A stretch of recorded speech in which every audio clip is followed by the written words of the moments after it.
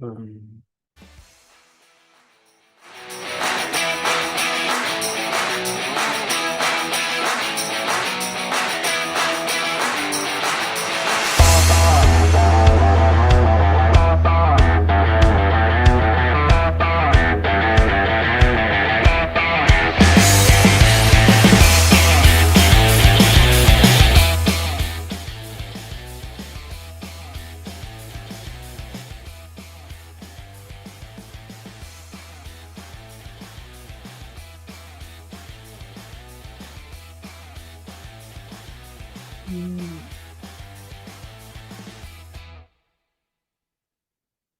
No, wait, are we live? Hello. Hello. That All was a right. surprise. We need I need my microphone. That's why. Okay. Yes. Good morning, everybody. Hopefully you can hear me. Eamon, you got to go on the microphone in the chat room. Okay, that's a bit of quick surprise. Let me join into the chat Yeah, room. that's my bad. I was talking to you on mute because I didn't have my microphone set up. I apologize. It's okay. Hey, good morning. You guys may notice that there's no Carlos today. And there's actually a whole wait, no, this way. In the middle here. I thought John was joining us this morning, but we're trying to get everybody coordinated. All the cats herded here, and so far our herding of the cats has only succeeded in getting Eamon and myself. But we are here. Eamon, how is your day going so far, other than this snafu?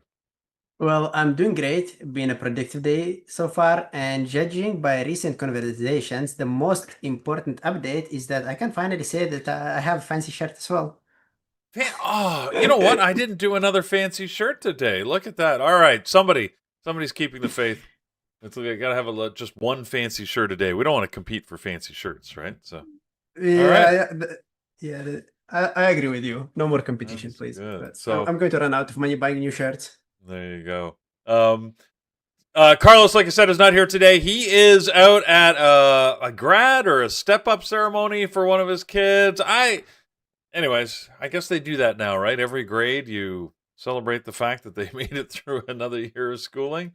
Anyways, we can get John going on that because we talked about that last time where, back in our day, I remember back in my day, it's time for me to complain about things. We didn't get any fancy grad ceremonies. We were just happy to be, on summer break. Anyway, all right. No guitar intro. Oh, you should have had a guitar intro, Bill. Should have come through the mic. My bad. Anyways, it was on YouTube. Okay, guys, let's take a look. We're gonna get to stuff that's gapping. I noticed that we got there's a lot of stuff gapping up. It looks like the markets are feeling happy today. A little chum as they're up a little bit. I mean, not by much, frankly, but doesn't matter. Up is up, and that's good for a start of the morning because today is a fancy day. In fact, we can talk about that. Why don't we kick this off right away with getting to what happened yesterday, and we can let Eamon sort of tell us what happened yesterday and lead into what we're going to expect for today. So let's start with yesterday. Awesome. So yesterday was an interesting day. I mean, not the most exciting though, but the Dow still gained around 330 points and closed at another record high. But S&P finished lower. Nasdaq also dropped more than 1%, and Russell 2000 also pulled back. So not everything is up, but we still had part of the market closing green.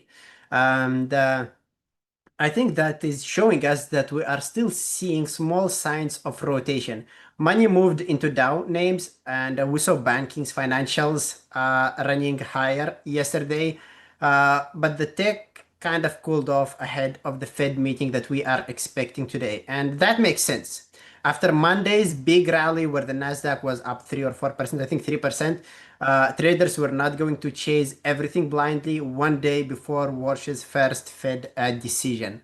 The Iran deal was still the biggest macro story yesterday. The US and Iran now have a framework in place to extend the ceasefire and to reopen the Strait of Hormuz. Because of that, oil kept falling, and that kind of helped keep inflation fears under control. So everyone is waiting for Friday and for the deal to be signed. For now, there are still some vague moments. The shipping details are still unclear. The Hormuz does not go from blocked to opened overnight. So the market is relieved, but not fully relaxed. And the biggest economic number of the day yesterday was the housing. Housing collapsed by 15% in May, and I think that's the lowest level since 2020. And honestly, that's a real warning sign. If it collapsed because of high mortgage rates, high building costs, and weak buyer demand, which are finally showing up in construction. So while the stock market is celebrating lower oil, the housing market is still telling us that the rates are hurting this business. There was another important detail. The import prices jumped. That makes the Fed setup today a bit more complicated. I mean, oil is falling. That is good, but the imported inflation is still high, and that's not healthy. Now, enough with yesterday. Today is a big day, so let's move on to what to expect today. Today is the biggest day of the week. We have two major events, the retail sales in the morning and the Fed in the afternoon. The retail sales hits at 8:30 a.m. Peter is going to take us over these numbers once they are live. And this is important because it gives us a live read on consumer before the Fed decision. We all know that May was not an easy month for households. The gas prices were high, the inflation was above 4%, and the sentiment was still weak. So the question is simple. Did consumer keep spending, or did inflation hurt them so they slowed down? The headline number may be helped by gasoline prices, so I would not fully focus on the top line number. I think the real thing to watch is the core read. If core sales are soft, that tells us that the consumers are pulling back, and that would give Warsh some more room to sound a little bit patient. But if retail sales come in strong, especially outside of gas, then the Fed's hawkish case stays alive. That basically would tell the market that inflation is still high, but the consumer is still spending. And this is not what the Fed wants to see. And we have the big event at 2 p.m. That's where we are going to get the Fed decision. We know that the market expects a hold, so I think that is what's going to happen. But the real event is the dot plot and the statement that Warsh is going to give at the press conference at 2:30 p.m. There are three things that we will be watching during this press conference, conference, which is the dot plot, and that's the first thing. Does it still show any cuts for 2026, or does the Fed move to no cuts, or maybe even signal that some members are thinking about the hike? So that is more important than the actual hold. The second thing that we need to watch is Warsh himself. Does he submit his own dot? Does he downplay the dot plot, or does he say that the Fed should rely less on forward guidance going forward? So this could be a big change in how the market reads these Fed sentiments moving forward. And the final one is his tone. Does he sound patient because the oil has fallen, or does he sound worried because inflation is too high and the import prices are still high? This is basically where the real volatility can come in. Remember that the press conference is going to be live. It's unscripted, and one sentence can move 2 years yield, tech stocks, banks, golds like very quickly. And the final thing to watch today is oil. That's going nowhere. I know that we are having the framework and the deal that's coming in soon, and that will probably get lower, the oil lower, but the formal signing is happening in Friday. So we still have a few days before that, and anything can happen within a few days, right? So if oil keeps falling, that will help the Fed patient story today. And if it bounces, the inflation fears are going to come back. So that's it for today. Now let's go back to Peter, economic calendar, and maybe filling in the gaps that I have missed. Well, I don't know that you've missed all that much, but let's put one thing that we do need to mention. So, economic calendar, guys. As Eamon mentioned, there's a couple of important things. Retail sales, both core and non-core, coming out at 8:30. What's interesting is that at 9:30, apparently President Trump is supposed to be speaking. Look, it used to be unusual that a president would talk right at the market open, but this is not the first time that we've seen it with this administration. So we'll see what presumably That's going to be about the war in Iran and the status of the deal. But it's interesting that oh my God, I can't say it. At the same time, you know that word. At the same time as the market open. So that could cause a little bit of volatility at the market open. I mean, you get the normal open volatility. We could see a little bit extra here with the president speaking because we don't know exactly, exactly going to go to schedule, exactly what the content of that. So we'll see. But that's going to be happening right at 9:30, apparently. And I did double check. Yes, it does seem that the president is speaking at 9:30. And then, of course, we've got what the big event of the day from an economic calendar point of view, as Eamon pointed out, is absolutely the Fed interest rate decision, and then, of course, the press conference, which is really the exciting thing that everybody's looking for. If you look at the expectations, I mean, it's pretty one-sided. 99.6% expectation that rates are going to remain unchanged.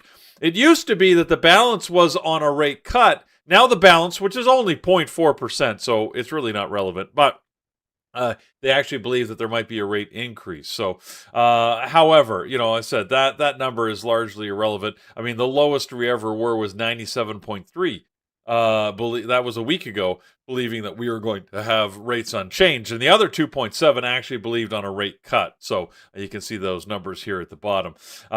So yeah, like bottom line, everybody thinks there's going to be no rate change, which means, of course, that if there is a rate change, the market's going to lose its mind. But we don't, that's not the expectation. But stranger things have happened, so it is possible.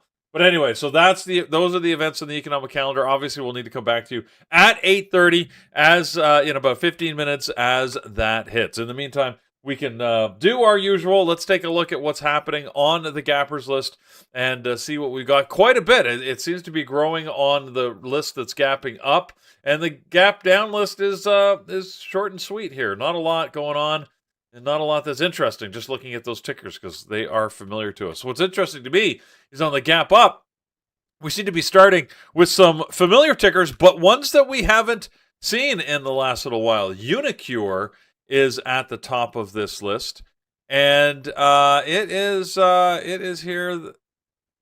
It had an FDA agreement. They have it's 3-year.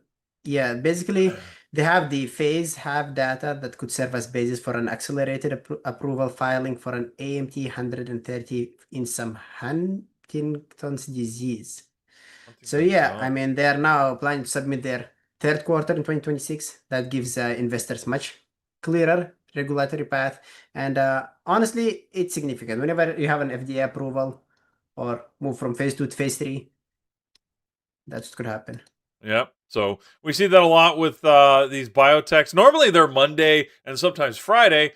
I guess these guys decided to go with a Wednesday. Why not? So, as I said, phase 1, phase 2 data on this Huntington's disease potential cure. They got this accelerated approval, so they are up a good 72%. That's a big jump for this stock, as you can see, rising significantly off the close. 1.8 million shares traded. I actually sort of like the look of it. Now, it's relatively flat here. As you can see, the price action ever since the morning open has been pretty flat. However, I sort of like the volume. So I don't know if this is going to be, heavily in play today or not. But, I'm going to put it on here. We'll see if it continues to stay where it's at.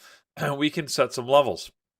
The next one that I see on the list here is CLPT, ClearPoint Neuro, and it feels like we've got a theme here this morning. This is because this is related to Unicure. I guess they are a key partner in their search for a cure here for Huntington's disease. I assume they're a medical device company. This is ClearPoint Neuro. I assume that, I don't know, I guess they provide some critical equipment as part of this cure, whatever they're doing. But yeah, their stock seems to be caught in the tide here. And they're up 32% with even more volume. In fact, they've got 2.2 million shares traded. And yeah, you know what? They actually look even better than Unicure. So I mean, I guess this feels like pretty big news. I don't know. I never really touched the biotechs. Eamon, you don't typically go anywhere near biotech companies, do you, when you trade? No, usually when the news come in, it's already where the move happened, right? The move Yeah, comes in, the huge gap happens, and afterwards it's just a mess. And you have seen that on QRE. It's just going sideways right now. yeah, CLPT looks like it's setting up for something, but it made the move, then it faded, and now it's also going sideways. So it's really difficult to trade them, in my opinion. yeah. I agree. So, oh, I'm just looking at the comments here. You want me to put on a fancy Hawaiian? I actually do have a fancy Hawaiian shirt. I could go get one. But Frank, if you put one on for me, I appreciate that. Thank you. All right. Let's take a look at what else we've got going on with the gappers list here.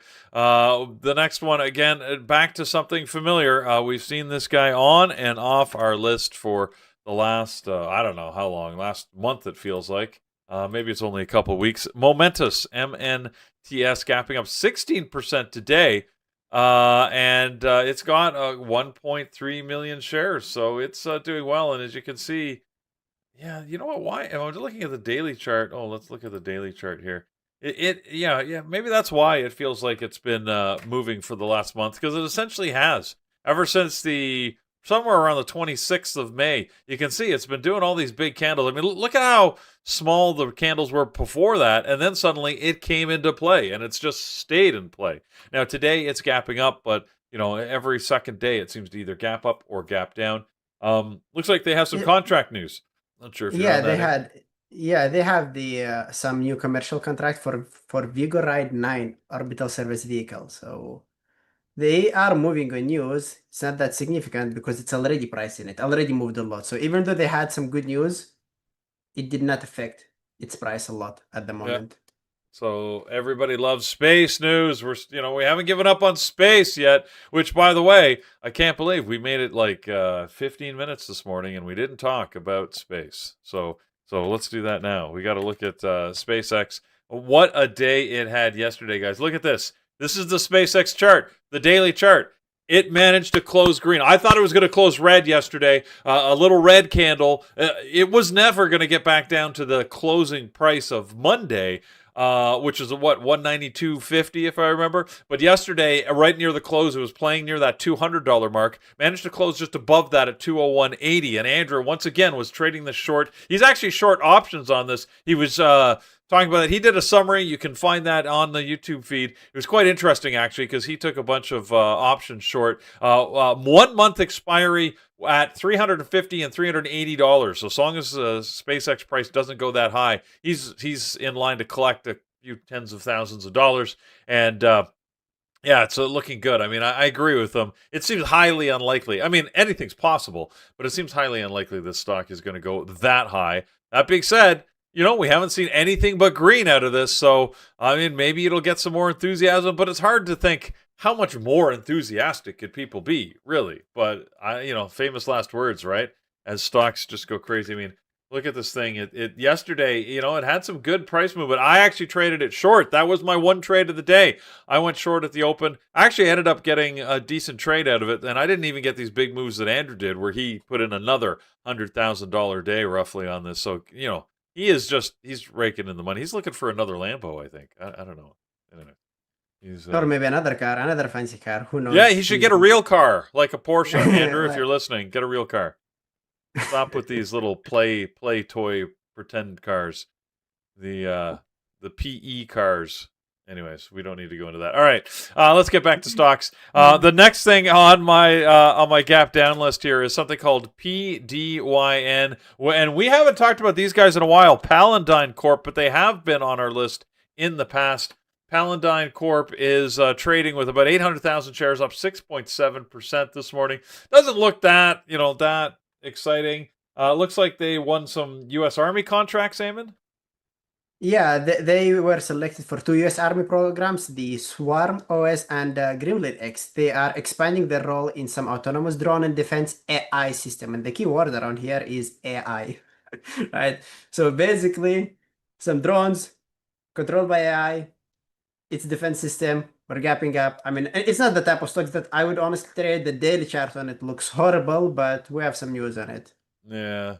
And I don't like the gap. And it is only a $6 stock, so I don't know. I just find them tougher to trade when they're that low in price. There's a sweet spot in my opinion. The sweet spot for any trading stock is usually between about $50 and $500, right? Closer to 50 to 200 normally, but I think we've my view of that has been expanded over the last little while as we've seen a lot of sort of the FANG or well, not the mango. I guess half of those aren't even traded. The orbital 8, as I want to call them. Anyways, but as a lot of these stocks have increased in price, right, where they're now like $300 or $400, so that has proven to be a tradable range. But yeah, it's hard to trade something at $6 in my opinion. You got to sort of be pretty tight on your risk controls and understand what you're doing. Paladine, it's good news. Everybody likes AI, and when you combine AI with drone technology, that's also a good thing. And now we got defense drone AI. They're hitting a bunch of keywords in there, so that's good. But yeah, I don't think this is going to trade well enough for us to want to put it on our list. Next up, we've got one that just jumped up above Paladine here. That also familiar again. It's interesting how these sort of things keep coming back. Regentis Biomaterials, RGNT again. We've seen it on the list before. It is good volume, 2.2 million shares, up 8.7%. I haven't even had a chance to look at this, so Eamon, maybe you can help me out with what's going on. Yeah, so basically they had a dilution concern that they had because of which the stock was dropping down. And now they're back in the move after the company withdrew its planned public offering. Because of that, there will be no dilution, and we know the dilution is bad for stocks. And since there is no dilution, the stocks is gapping up. I think that's the most important news on it. Okay. And honestly, for small cap traders, fewer shares coming to market often means tighter float and less selling pressure, which helps fuel more squeezes. Yeah, that's a good point. There's only 2.4 million shares in this float, so as a low float, that just makes it even more challenging. Again, not my favorite type of stock, not something I'm going to spend a lot of time on. All right, so this gap down list. Let's see. Let's continue here with again more from how about this guy? Again, it feels like we're bringing back all the old classics. AST Space Mobile. I mean, we haven't seen them on our list in a while here, and they're gapping up with 1.6 million shares, up 5%. They actually look decent this morning. Yeah, they have some SpaceX related news because SpaceX launched and deployed the Bluebird 8, 9, and 10 early this morning. And the mission, I think this mission is major step for ASTS because ASTS, they had a goal of building space-based cellular network that connects directly to the standard smartphones. So with these successful launchings, they are getting closer to achieving their goals. Didn't they have some launches scheduled with Amazon, the Blue Origin? Because I thought they were impacted when that explosion happened because they thought it would delay their launches. Yes, they also had another loss, like in 7th of April, right? They lost Bluebird 7. So today's launches that were successful play as positive news. Yeah. Okay, so that is good news for them. Right, because everybody's worried that was going to really set them back on the year in terms of being able to get their satellite network into orbit. The fact that they're up there is good. Looking at the daily chart, you can sort of see we've had much bigger candles in the past. The fact that this is up 5%, it doesn't. I mean, it puts it outside of yesterday's range, but not by much. So let's take a quick look at a 60-minute chart. Yeah, it's got to get a little more altitude. If this thing can get up another couple of dollars here, we need another 5% for it to get up to $89 or so. Then it could really sort of take off up into this $90 to $100 range. That's where I would like it. Look, it's space related. It's potential. I'm going to put it on a list here so that we can take a look at it. But I don't know that it's really going to give an opportunity. There's probably better things out there to watch. Which reminds me, I haven't been updating my. We got to update our list here of stocks that we're going to watch and let you guys know what that is. Let's bring those in. We got nothing on it yet. So what do I do on a secondary list? Let's put this ASTS. I'm going to put it there, and of course on the primary list, I think you can't what's going on that one, right? I mean, there's only one stock that automatically goes on it right now. There you go. SpaceX. It's there. Okay. All right. Let's get back to this gappers list as we see. Novo Nordisk. Haven't seen them on our list in a while. It's gapping up right now with some unusual volume. I mean, relatively lower volume. It is a NYSE stock. So in the NYSE stocks, right, you don't get as much pre-market volume at 500,000 shares right now, up 3.8%. But why is it even here? I mean, that's actually a really good question because there were reports that there was a hacking group that claims to have stolen more than a terabyte of companies' data, and then they demanded a $25 million ransom from it. So that would normally get the stock to gap down, but they also have the franchise that they're focusing on, the obesity drug franchise. So probably traders are more focused on this than the cybersecurity issue. Yeah, and it looks like they've got a couple of little bits of news. It seems like they've gone to the Chinese regulatory board to get approval for their Wegovy drug, an oral treatment, a pill. And if they get that approval, that would expand, give them an opportunity to expand into another market. So there you go. So Novo Nordisk, a bit of news. It's got to be big news to move Novo Nordisk NVO, and I don't like trading it unless I know the news is sort of, really big and sustaining, and this is not that. So I think we can ignore that. So how about we go to a semiconductor, because we haven't talked about a semiconductor stock at all. And we could talk about Marvell. It's the first and only one I'm seeing, actually. Well, it's not the only one. I've got AAOI actually, there's a bunch of them. Broadcom, AMD, Micron. There's a whole bunch of semiconductors gapping up on the list. I mean, not by huge amounts. They're just over my 2% minimum marker, but Marvell seems to be gapping up slightly more than the rest at 3.3% with a good volume, 1 million shares traded so far this morning. So, Eamon, I haven't had a chance to look. Is there any special news here, or is this just semis doing? Honestly, I don't see any recent news. I think it's because just the whole market is gapping up. Yeah. And the most recent thing that I could find is about Jensen Huang when he called Marvell the next trillion-dollar company. So probably that and the gap gets a lot of hype into it, and traders just piling behind it. He did. All right, guys. Economic data is about to come out. Let's take a quick look at that, and then we're going to turn the chat room over to Jared. So let's bring that up. It's just coming onto the screen right now. Retail sales 0.9%. So that's good compared to the forecast number of 0.5%. Core retail at 0.8 versus a forecast of 0.6. So we're seeing retail sales still remain, decent. I mean, that's not super bullish by historical standards. We can give you some historical data here. But as you can see, right, I mean, we used to be able to gap, to get 2% in the month, but hey, 0.9% when there was a lowered expectation of what that number was going to look like is not bad. So again, we keep hearing, at least I keep reading all about how there's a concern over the economy and spending, and yet it seems to be robust. People are still buying things. I mean, I guess. What are you guys doing? Are you still buying stuff? Have you curtailed your spending? Maybe you're just like, what the heck? We're all going to die anyways. I'm actually curious. Do you guys feel inflation? Why don't we make that poll? Do you guys feel the inflation or not?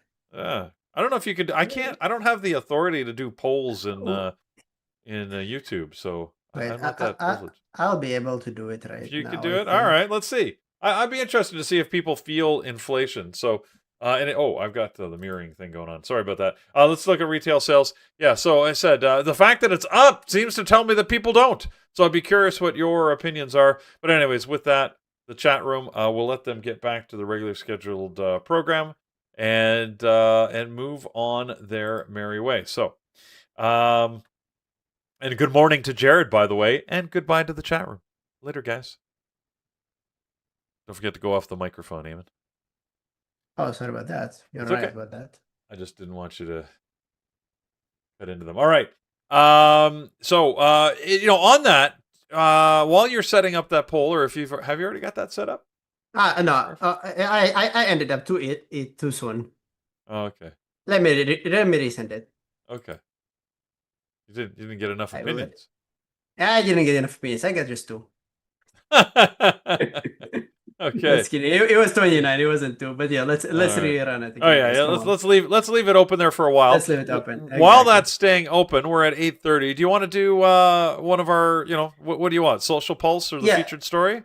let's do both and then move on. Yeah, let's do the Oh, social pulse and the feature side. okay, you bet. Here we go. All right, guys. So social pulse.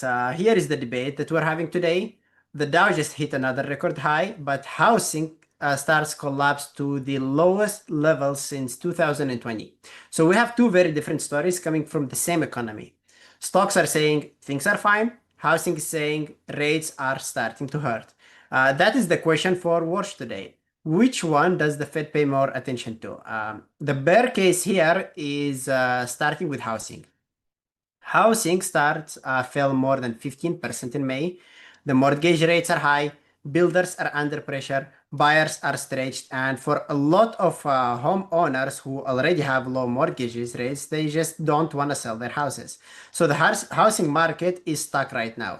And when housing slows, it does not only hit home builders, it hits a whole chain. It hits the construction jobs, it hits materials, bankings, furniture, appliances, local spendings, and this is why this number is important.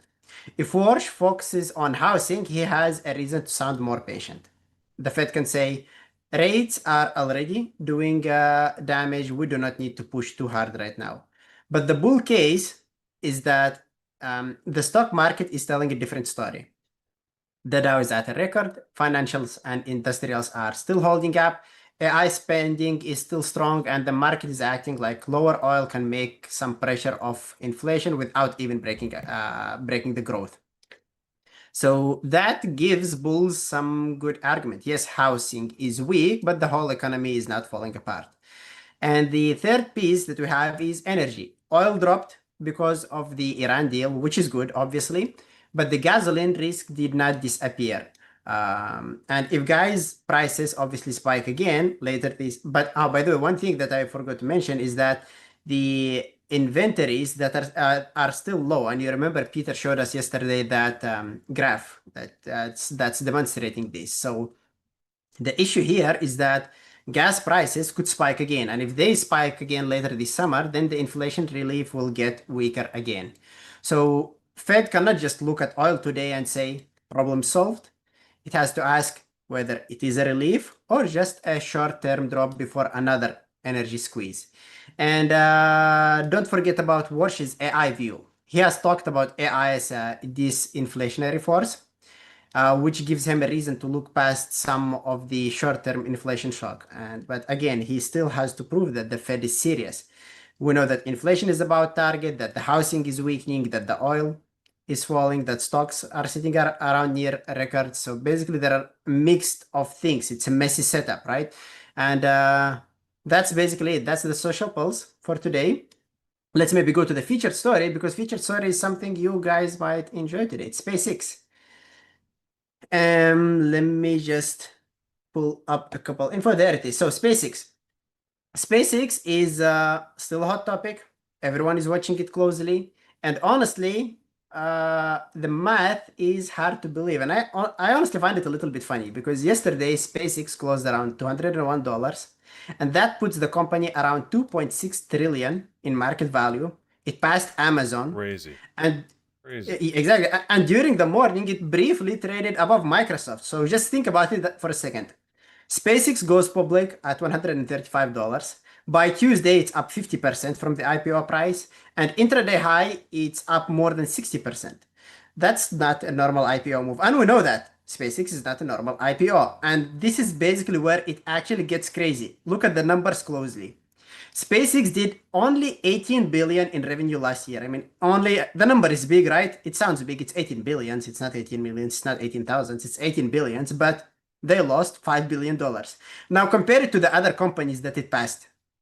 Amazon does more than $650 billion in annual revenue. Microsoft does more than $280 billion and produces enormous profits. So SpaceX is not being valued like a normal company. It's just being valued on, I mean, it's literally not being valued on today's earnings. They did not have earnings. So it's just being valued on what people think it could become in the future. People are buying Elon's vision with huge hype, ignoring literally all the numbers out there. And there was also an interesting plot twist. SpaceX announced a $60 billion all-stock deal to buy Anysphere, the company behind Cursor. It's a well-known company. It's one of the biggest AI coding tools in the world. So now SpaceX is not just a rocket company, it's trying to become space, satellite, defense, cloud, AI infrastructure, I mean, literally all at once.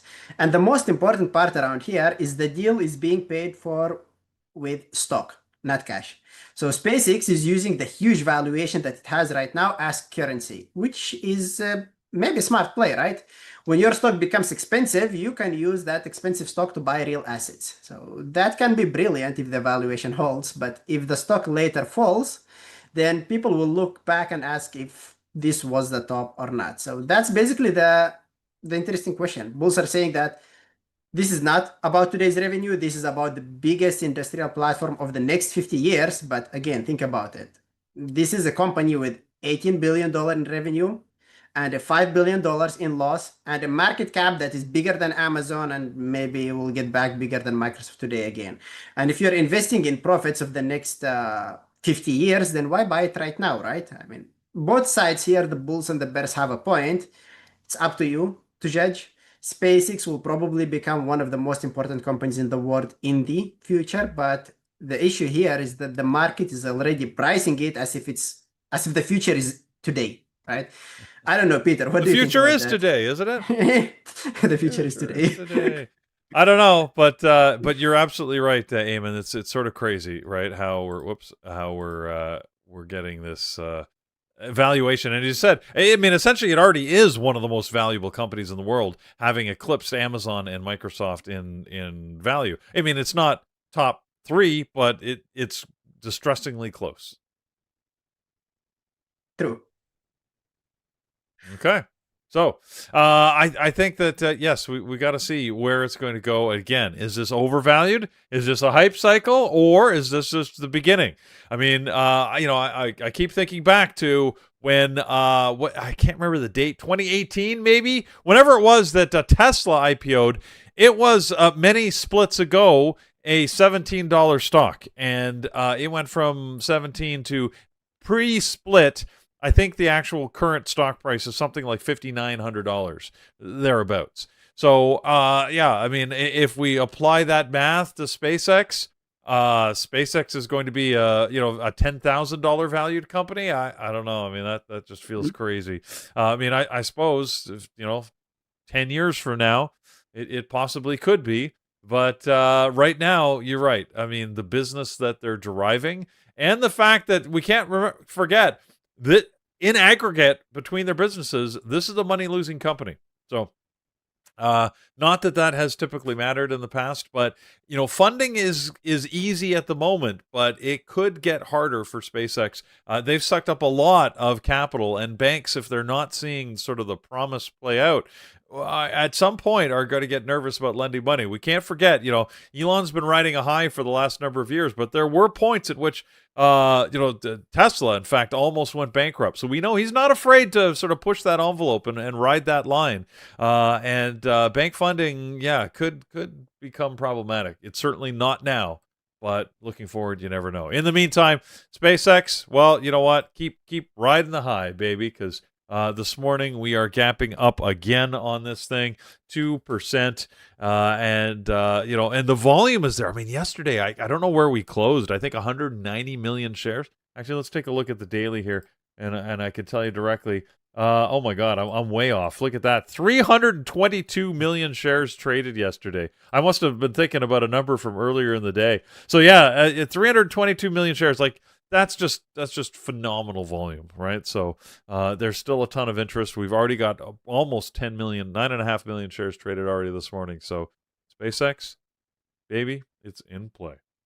Okay, let's take a look at what else we got. Some other things on the gapper list. I mentioned, we talked about Marvell before we had to flip over to the economic calendar and the rest. I see there's some other semiconductors that are probably worth talking about. Micron is catching my eye. I know they got an upgrade this morning.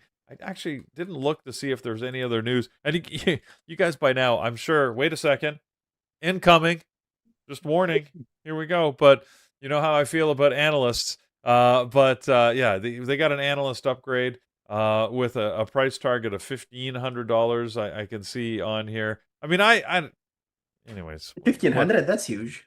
That's huge. That's huge. I I mean, mean, what these analysts... considering where they were sitting at, like, I wouldn't say a year ago, I'd say like half a year ago. Yeah, and that's Deutsche Bank that's put that number on it.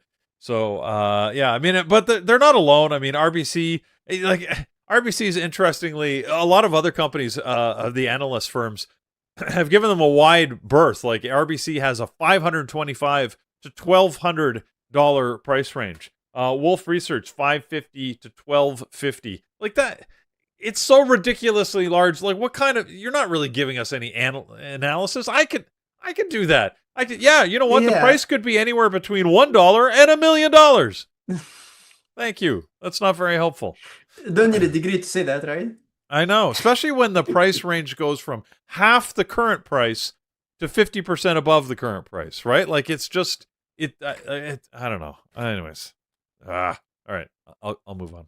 And then combine it with 3 statements. If it is a bear market, if it is a bull market, and if it's a base market, and then you get a range from $200 to $2,000 on MU. It's just like, yeah, I mean, it's like, if it rains, you're gonna get wet. Okay, thank you, very helpful. Doesn't help me prepare for my day, but what you said is true. Anyways, I do like Micron's chart. I like the way it's been moving, and it's actually been one of the better semiconductors. We look at the price action from yesterday, by the way. I mean, sort of look how it ended up moving throughout the day. Started slow and then accelerated. Unlike, one of my other used to be favorites, NVIDIA. I mean, it was horrible yesterday. I mean, look at this. What is today? What's the date today? It's the 17th. Yeah. So yesterday morning, if you look at the 16th here yesterday, look at how choppy and flat it was. And that pretty much continued all day. To the best of my knowledge here, let's take a look here. I don't think it even, see, look at that. I mean, so flat all day. It was horrible. Just horrible. And it used to be so much fun. So anyways, it seems to be falling off. AMD had a good drop on the day. Micron. How about Intel? It's the one on our gappers list. It had a good move yesterday. So, and they're gapping 3.6% on 2 million shares. So even Intel is a better looking stock than NVIDIA. So right now, it seems to be, while NVIDIA still retains, the title as the most highly valued stock on the planet for now. It's certainly not one of the best trading stocks. So if you want to trade semiconductors, I would say look elsewhere. Yeah, Marvell, I like that. It's on my list. We got Micron, we've got Intel, even AMD, right? All look better in that space. Okay. Looking at this gappers list, that's probably about it. I don't see anything else that I particularly want to talk about. Eamon, have you got anything on a gappers list that you think we should talk about that we haven't covered yet? Or gap up, honestly, maybe specifically? No, honestly, nothing. I don't like these days so much. I mean, my trading style is a little bit different, but I agree with you about one thing. MU was interesting. I'll keep an eye on MU. This is probably one of the only things that I like on... the price fit is expensive, obviously, 150. It's difficult to... It's difficult. It's not that it's difficult to manage the risk on it. It just feels weird when you trade a stock that costs $1,000 or $2,000, right? When you're used to trading it at $100 or $200. Well, let's put Micron on the list for you, so we can set some levels on it. We'll take a look at it a little bit later. So, all right, fair enough, guys. If we look at the gap down list, we've got not a lot going on here. Just a couple of things, and we will get to those. Let's make sure that we talk about them. I just want to take a reminder right at this moment, just to remind everybody that on the economic calendar, we got some pretty important things happening today. So starting with a presidential address happening at 9:30, or a presidential press conference. So again, coinciding with the market open. These things don't always go to schedule, so it could be delayed, but no, it's going to happen near the open, which means that while you could get, the price action you're used to, that could change very suddenly depending on what is said and how the market interprets that. So just be aware, right? We could have a little bit of a rough start here to the day. Later on, then things might calm down, and then later on this afternoon, we have the Fed releasing their interest rate announcement at 2 o'clock, and then the press conference that starts at 2:30. And as a reminder, once again, it's Warsh's first press conference. So I'm interested to watch it just to see what he's going to say or not. Is it going to be like a 30-second press conference? He's going to get up and say, the rate is unchanged, thank you very much, and leaves the stage? Or is he actually going to, he's not going to do that. That's a little too extreme. But he'll issue some brief commentary, and I don't know, like, is he going to take a lot of questions? Is he just going to, take one or two questions and leave the stage? I guess we'll find out. I bet you on the poly market, I bet you there's somebody they're betting on that, right? How long will that press conference last? How many questions? What color tie is he going to wear? Anyways, all that stuff. People can worry about it. All right, let's take a look at what's gapping down. And the list is actually getting shorter on the gap down right now. The first one on the list that has remained here all morning is S dot. What the heck? S dot. Now I'm a little confused because I called this up, and according to my data, this is gapping up 37%, not gapping down 26%. Yeah, I see that as well. It's okay. So I don't know there's some discrepancy in data going on here. This is weird. Okay. Yeah, my charts show this gapping up quite heavily, not down. I don't know why. It's rare that this happens, so there's something. Oh, maybe no, they had a split. They had a stock split about 2 months ago. No, a month ago. May the 20th. Yeah, they had some positive news on June 2nd or 3rd after they closed the acquisition of Anira Consulting. And then it just was riding that momentum up and down. Yesterday we had a huge sell-off, and that's what usually happens. I don't know if it's low float or not, but after a stock drops more than 50% in one single day, it's totally normal to see a small bounce or gap up the next day, even though there are not much news. And it is a low float. There's less than 1 million shares in this float, so it's a very, very low float. Sado Group. They did have a split, because sometimes stock splits can do that, but that was a month ago. May 27th is when that stock split happened. So anyway, I don't know what's going on with this one. It's not one that we would trade anyways, so despite the weird data. So this one is gapping down 22%, so that data matches. SLBT, which is SL Science Holdings, it barely is making our list here, 280,000 shares. So relatively low traded volume so far this morning. And I'm willing to bet this is a low float. I don't even have a float information on it. According to this, we've got 6 million shares in the float. So yeah, it looks pretty low float. And I got no news. I don't even have any analysts covering this. I don't see anything about either. It looks like there is a SPAC that holds a number of shares of this company, and they're afraid that that SPAC apparently is redeeming their coupons or bonds in it, and those redemptions could cause a dilution in the stock, which is why it's dropping the 22%. So, all right, you know what? Yeah, nothing I want to trade, so we can move on from that. The very last one that's on the gap down list is NXTS, which is Nexentis. I think I'm saying that right. Nexentis Technologies. Good volume on this one. 4.3 million shares traded, down 7%. What's going on with these guys? I don't see any news on it, but look at the chart since the pre-market. First it gapped up, and then it gapped down, right? So it went as high as $8 to $9, and now it's sitting around $5. So, and if we take a look at the daily chart on this thing, it has a good history of volatility. Like they see all these data charts, all these weeks all over the place, and it just has a good history of gapping up and down almost every day. Whoa, if you go back, yeah, it's obviously had some history. Okay. Yeah, I don't know. I don't like it enough to think that I want to trade it or put it on my list. They did have some news that their Mito line enabled discovery platform has had some breakthroughs. They're calling it a breakthrough. The market doesn't seem to agree.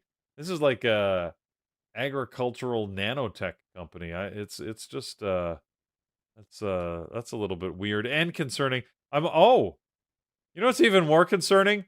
When you go, I go to my news source, and then sometimes I just click on the news to see what's happening, right? And you click on their website. Let's take a look at their website and see what they do. This is what I got. Oh my God. That's not good. That's never That good looks for like a a pump company. and dump stock. Yeah, exactly. It's not good when your corporate website has had its account suspended. So NXTS, yeah, maybe there's some problems going on. Maybe this is a good short candidate. Take it down to zero. But it is only a $5 stock right now, so I don't. And it has only 5,000 shares for short. Yeah. Okay. Oh well, there you go. So yeah, and it's on SSR, which means you're going to be hard pressed to sort of find them and trade it on an uptick. So anyways, never mind. We're gonna move on. Okay, so we've got a fairly tight list today. Just a couple of semiconductors in Micron and Marvell, a couple of space stocks in SpaceX and AST Space Mobile, and that's about it. That's really what I'm liking from the list. Once again, we'll go. Actually, maybe you guys, if there's anything you wanted to type in that you'd like us to take a look at, let us know. Eamon, I think you sort of said nothing else that we haven't covered. Yeah, I'm just going through my normal list of stocks that I usually trade, I and like I don't like a lot. don't What do you like a say, lot. like? I don't blame you. Nope. Yeah. So, uh, it's funny. I see Chris in the chat here is saying, "Hey, don't poo poo Nvidia." He said Nvidia made a money yesterday and it's tradable. It could actually, as I think about it. I said I'm not a range trader, but if you are a range trader, it was a great range day, Yeah. right? Because we could actually draw a box right around this, and basically what you do with that. Oh, that's a terrible box. Let's change the color of these lines here. Hold on a sec. I got to do this dynamic. It looks like the default settings on Dash Trader. Yeah, it is. And I got to get this changed here. So, but here we'll put a box around it. If you're a range trader, and range trading means that what you could say is, look, I see this trading in a range. I'm going to go short when it roughly hits the top of my range, and I'm going to go long or get out of the short when it hits the bottom of my range. And you can do that. You can trade something as it bounces. And it's funny because it's an interesting way to trade. It's one of those where you can make a lot of. You can actually have a relatively high win percentage, but when you lose big. So it's a very different strategy where we try and lose small and win big. Here, you're going to win small a whole bunch of times, and then you're going to lose big once, because usually when it breaks the range, it can sometimes break really hard, and when you get trapped in that, it's just going to be a big loss. So, but yeah, NVIDIA is, and I know, Chris, you're a pretty active trader, so yeah, I bet you do a fair amount of range trading, which is would make a lot of sense. So there you go. And Chris is saying that. He said, play it up and down, rinse and repeat. Yeah, there you go. So, and I said it's a very valid strategy. It's been used in the markets for decades. It's just, I said, it's a different strategy than what a lot of people employ, where you're trying to catch a momentum move, right? And you want something to sort of trend, and the trend is your friend, as they like to say, right? And move with that. So, and like Peter was saying, by the way, we are focused a lot on risk to reward ratio. We are focused on making more gains than losses, but it's totally different trading styles and different strategies. And there are traders who are trading with something that's called a negative risk to reward ratio, where you go for small gains but bigger losses but higher percentage win rate. So yeah. that's also something that you need to know. You need to understand what strategy you're playing and what's the realistic target that you can get out of it. So if you're playing range plays on smaller time frames, you cannot aim for 3-1 or 4-1 on that strategy. Just nearly impossible to get that. Build your strategy and risk to reward ratio according to your trading style. Absolutely. Yeah, and it's there's no right or wrong answer here. It matters what you see, how you can sort of perceive the market, and what feels comfortable to you. So, yeah, you trade, you trade your trade. So, Chris, you go for it. It looks like Ben Paris is saying they do the same thing. So that's, all for it. It's just not how we typically trade. All right. We're heading towards this 9 o'clock. So, as we get there, Eamon, let's give you a chance to talk about the fun fact of the day, because it is usually fun, and you've got 3 fun facts for us. Well, here are a few interesting ones. The first one is retail investors bought than $117 million worth of SpaceX on its first trading day. And honestly, that's a huge number for a brand new public company. And it tells you exactly why this IPO has been so different. This was not just institutions quietly allocating shares. It's retail traders. Retail traders wanted in. The story was too big. It's Elon Musk, Rocket, Starlink, AI, and the biggest IPO ever. And everyone wanted just at least a small piece of it, right? But here is the part that traders need to remember. And we mentioned it in the feature story part. SpaceX still lost money last year.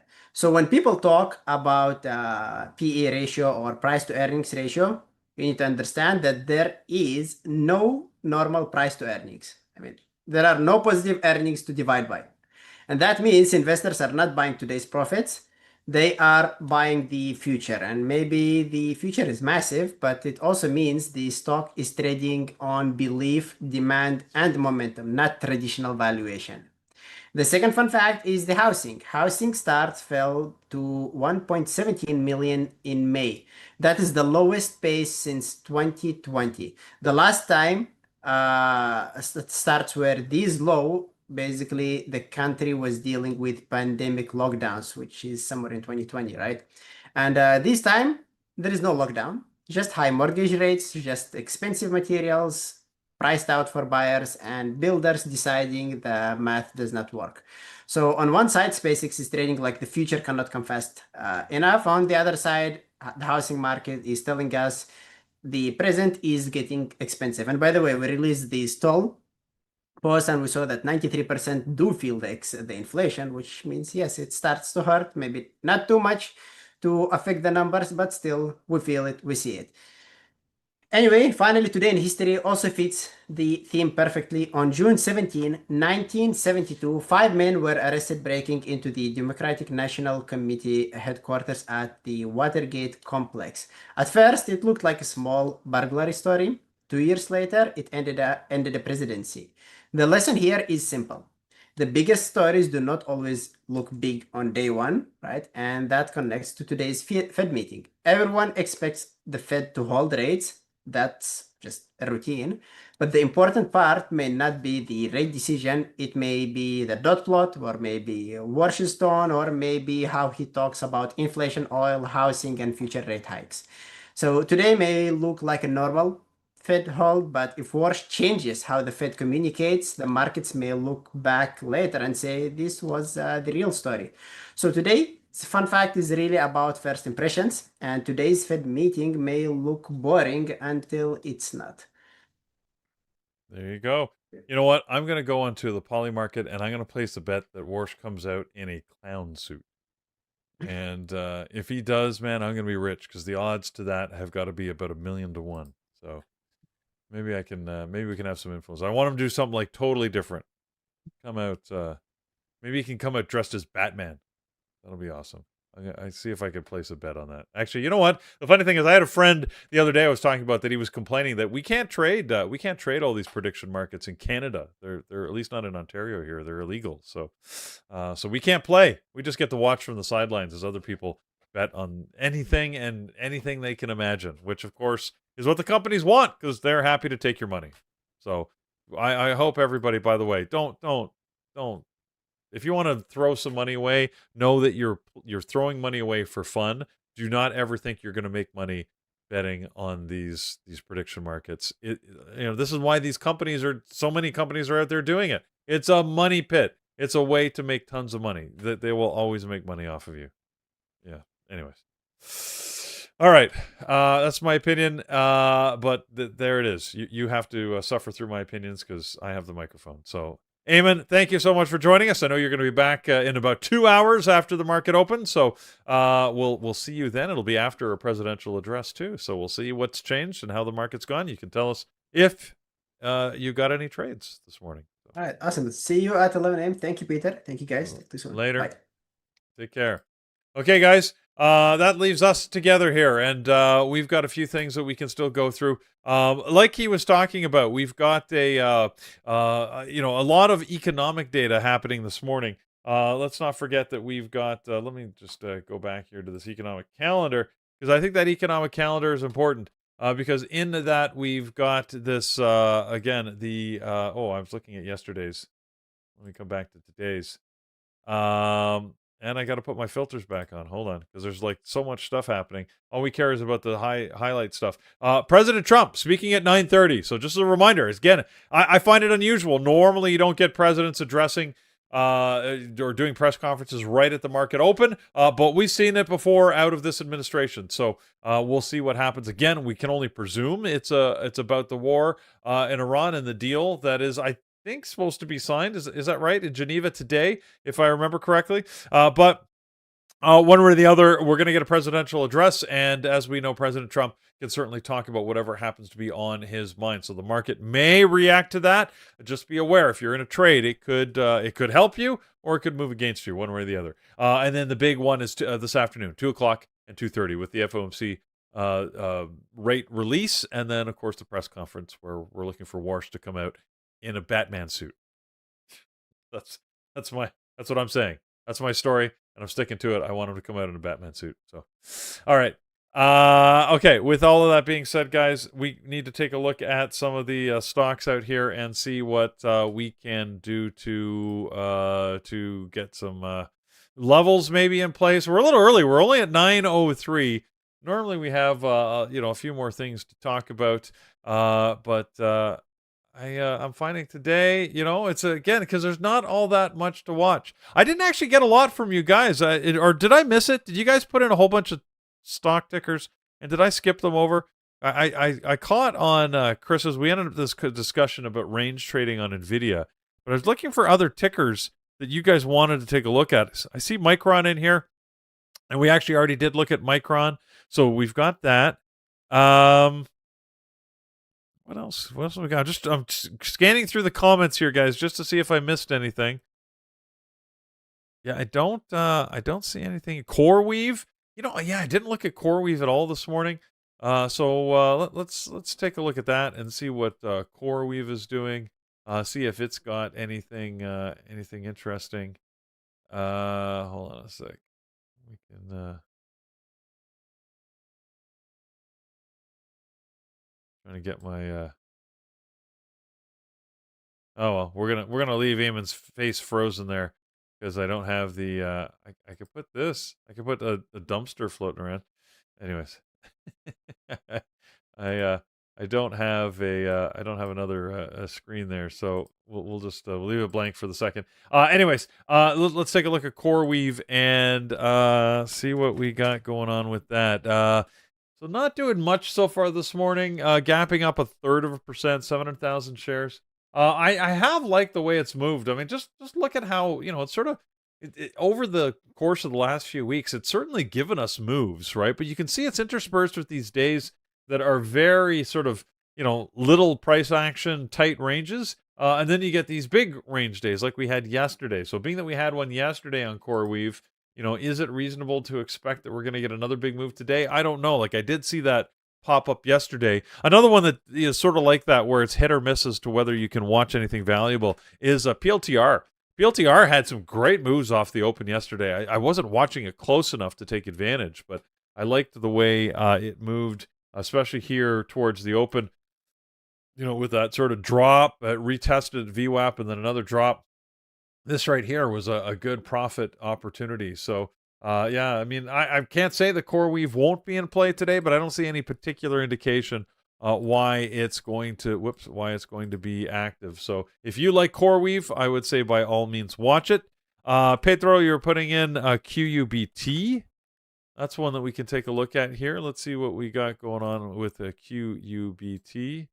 I don't see, it looks okay, I guess. Low volume, 270,000 shares, up 1.7%. Not on the daily chart. It's not like it's at the top or bottom of this range. It's sort of sitting in the middle.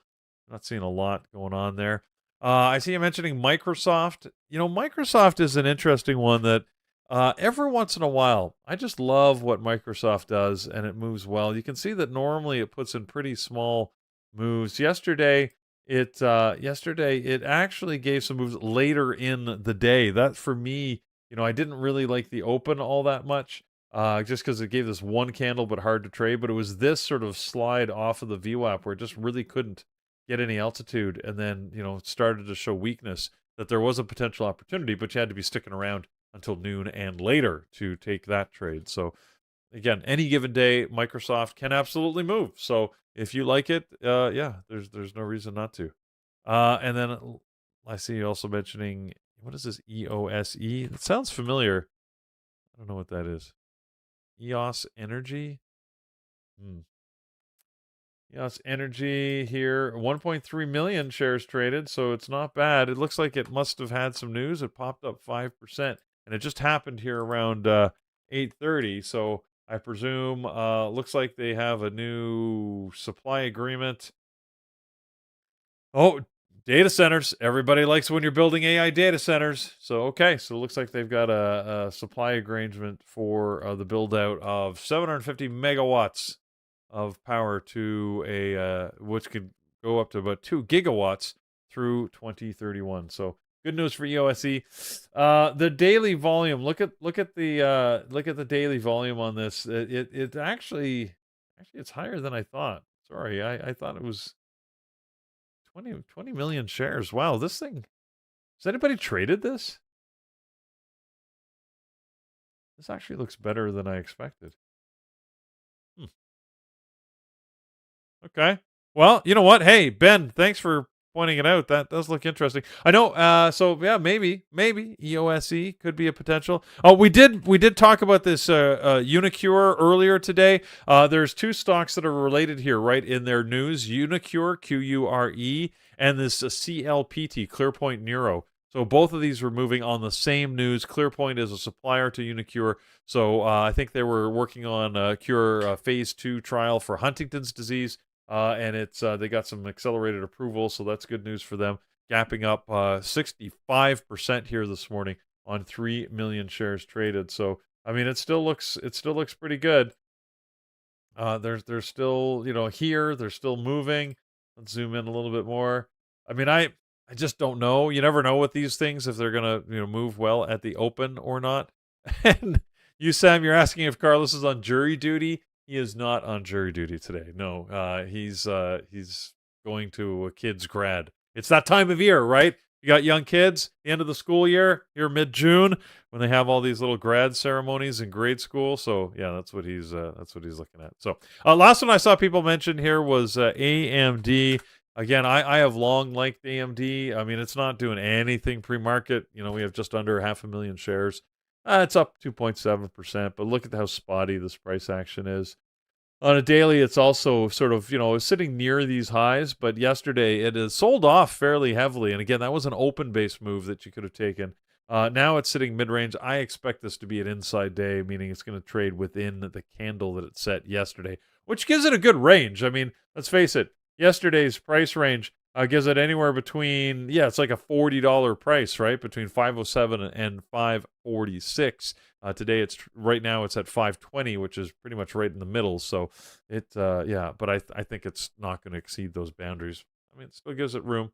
You can take whatever you want. Eddie, I said there was the last one on AMD, but I'm seeing more here that I was missing earlier. Rocket Lab, no, we haven't looked at Rocket Lab. I mean, there's just so many that you could look at, but it doesn't mean they're doing anything now. Rocket Lab's a good example, right? It's down 0.3% right now, 500,000 shares. Yeah, I mean, we thought yesterday maybe it was going to make a good move. I didn't find it moved all that well yesterday, so no real expectation today it's going to do it. I see, Mo, you've got the Circle of Internet. We haven't talked about them in a while.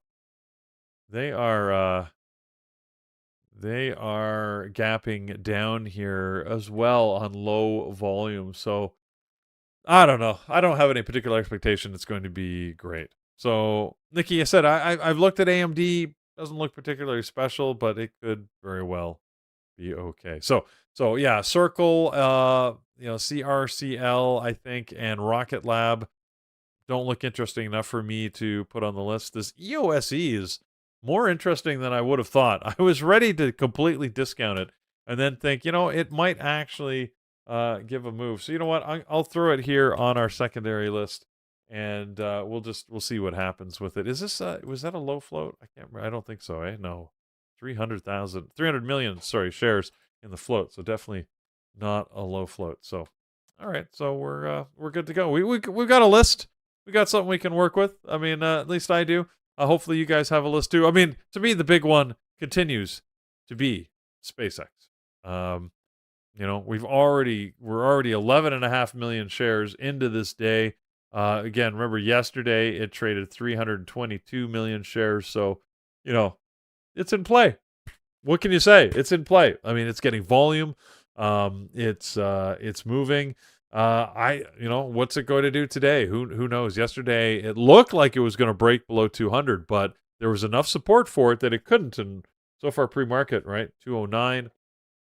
I'm still I have to admit, I'm a little bearish on it. I'm bearish on everything, but I'm thinking that it just feels like this thing should get a little bit of a pullback, but maybe not yet, right?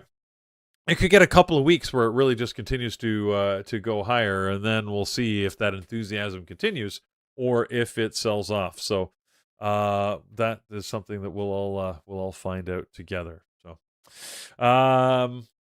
yeah, let's. Oh, the heck.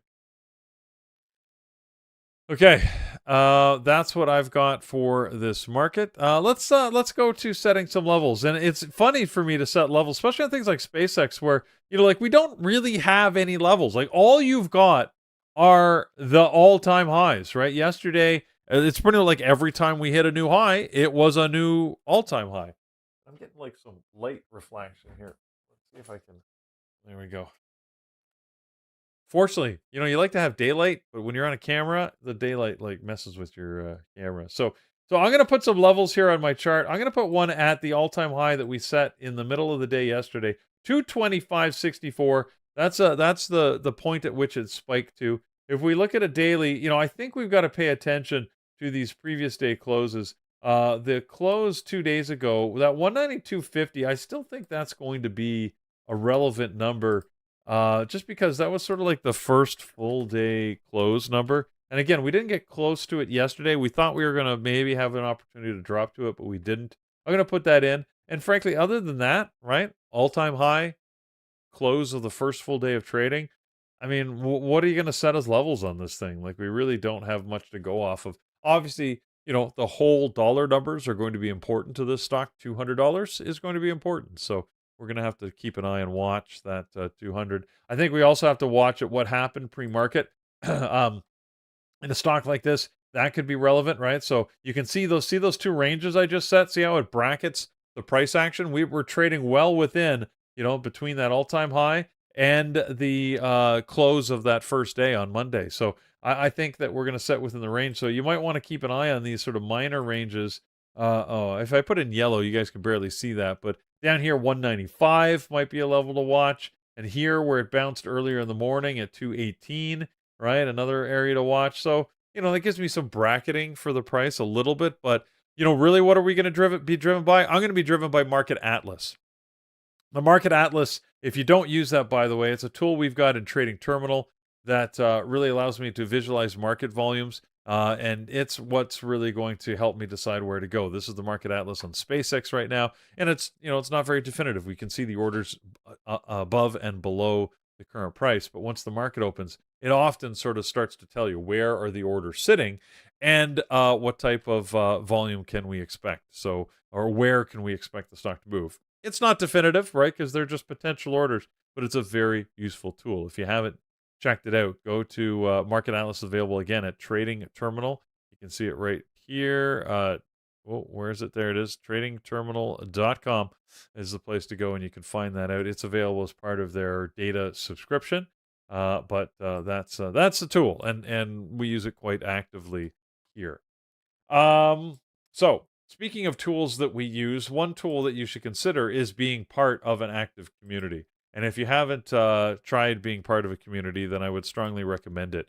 BearableTraders.com is the community that we are all part of and what this channel is a part of. So if you're interested in being part of that chat room, it's live every morning. Andrew trades live there. He trades with Brian usually at the open. And then we have traders, including myself, who are there throughout the day, trading with everybody, sharing their trades. And of course, you got the entire community. There's thousands of people as part of that community who are actively sharing their trades, showing you what they see, calling out different stocks. It's a great community of like-minded traders. And if you're interested in joining, then you go to BearableTraders.com and you can find the information. We also have daily webinars and activities.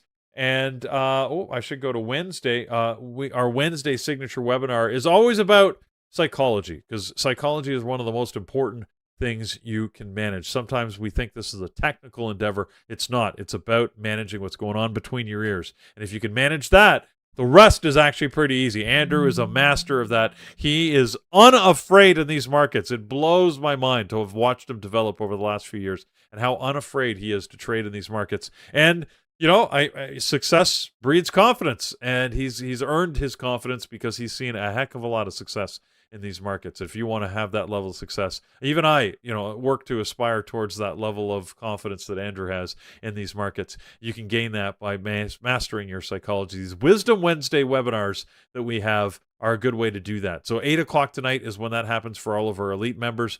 Tonight, Mike is leading that. He's going to talk about having discipline under pressure, a key skill that you need to have. And that webinar is going to be happening in the webinar room at Bear Bull Traders. If you want to join Bear Bull Traders, it's not too late. You can join right now using the Elite. Any one of these three will get you access to all of those webinars and will get you into that chat room, the inventory of webinars that they got, plus all the live webinars. And you can see they've got some different deals here. The Inner Circle, fantastic deal.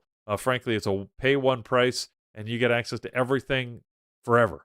I have never seen us offer this before, so it's pretty interesting. Not only do you get the Bear Bull trading environment, you get the boot camp, which you haven't taken as a 3-month intensive course. People sometimes take it and then like to take it again just because of how intensive and they feel that they miss stuff. Here, you can take it unlimited times. So that's pretty awesome, and that pay one price deal is pretty attractive, actually. It's not cheap. We know that. But the value you get for it, frankly, is huge. So consider that if you're interested in making the investment. Okay. All that being said, let's get back to setting some levels like we were doing. I said I've set the levels that I'm interested in on SpaceX. That's going to keep me going for this morning on that. And again, I'm hoping we break those ranges, but I don't know that we're going to. The next stock that I have on my punch list for this morning is Micron. So if we move to Micron here, and let's go to a daily chart, we can see we are hanging out towards this all-time high. Yesterday, at one point, we set a new all-time high. Look at that, $1,110 and basically 40 cents. So I'm going to set a level here. I got to configure this so that we set a level properly. $1,110.40. There we go. Now we've got that all-time high mark that we had set yesterday, and I hope we break that today. Why not, right? Let's go break that level and have some fun. If I zoom in on a 60-minute chart, I sort of like the levels. Yesterday's close, interesting pre-market here. Or overnight, we were right at that yesterday close where we hit it, bounced off of it, and hit it again. So that'll be interesting. If we go below that, I see a level of support right down here. It makes sense. It's right at $1,000. So yeah, sometimes the levels, they just coincide with the whole dollars, right? So we'll watch that at $1,000. That's good for Micron. That's probably all I need. I don't know what this thing is going to do, but you just watch the regular price action here in Micron, and it'll give you all the indication and the signs you need. One of the other ones that I'd put on the list that I liked for a review was Marvell. Marvell had some good price action over the last few days. I think, look at this range. It's sort of trapped in this range. It's been trading between $260 and $320, which is a pretty big range, right? So you've got lots of room for it to move. So I'm going to go to a 60-minute chart and see what I can find out of this. I definitely am going to mark sort of right around here where it spiked to. I'm going to put 2 levels, in fact. One towards the top end of that at 316, and one towards the bottom end, right where these candles open and closed at 311, because I think that's an area of a resistance topside that I may want to watch. Now we're well below that at 287 here this morning, so I'm going to be wanting to look for some downside levels. Yesterday's close. Look at where it closed yesterday.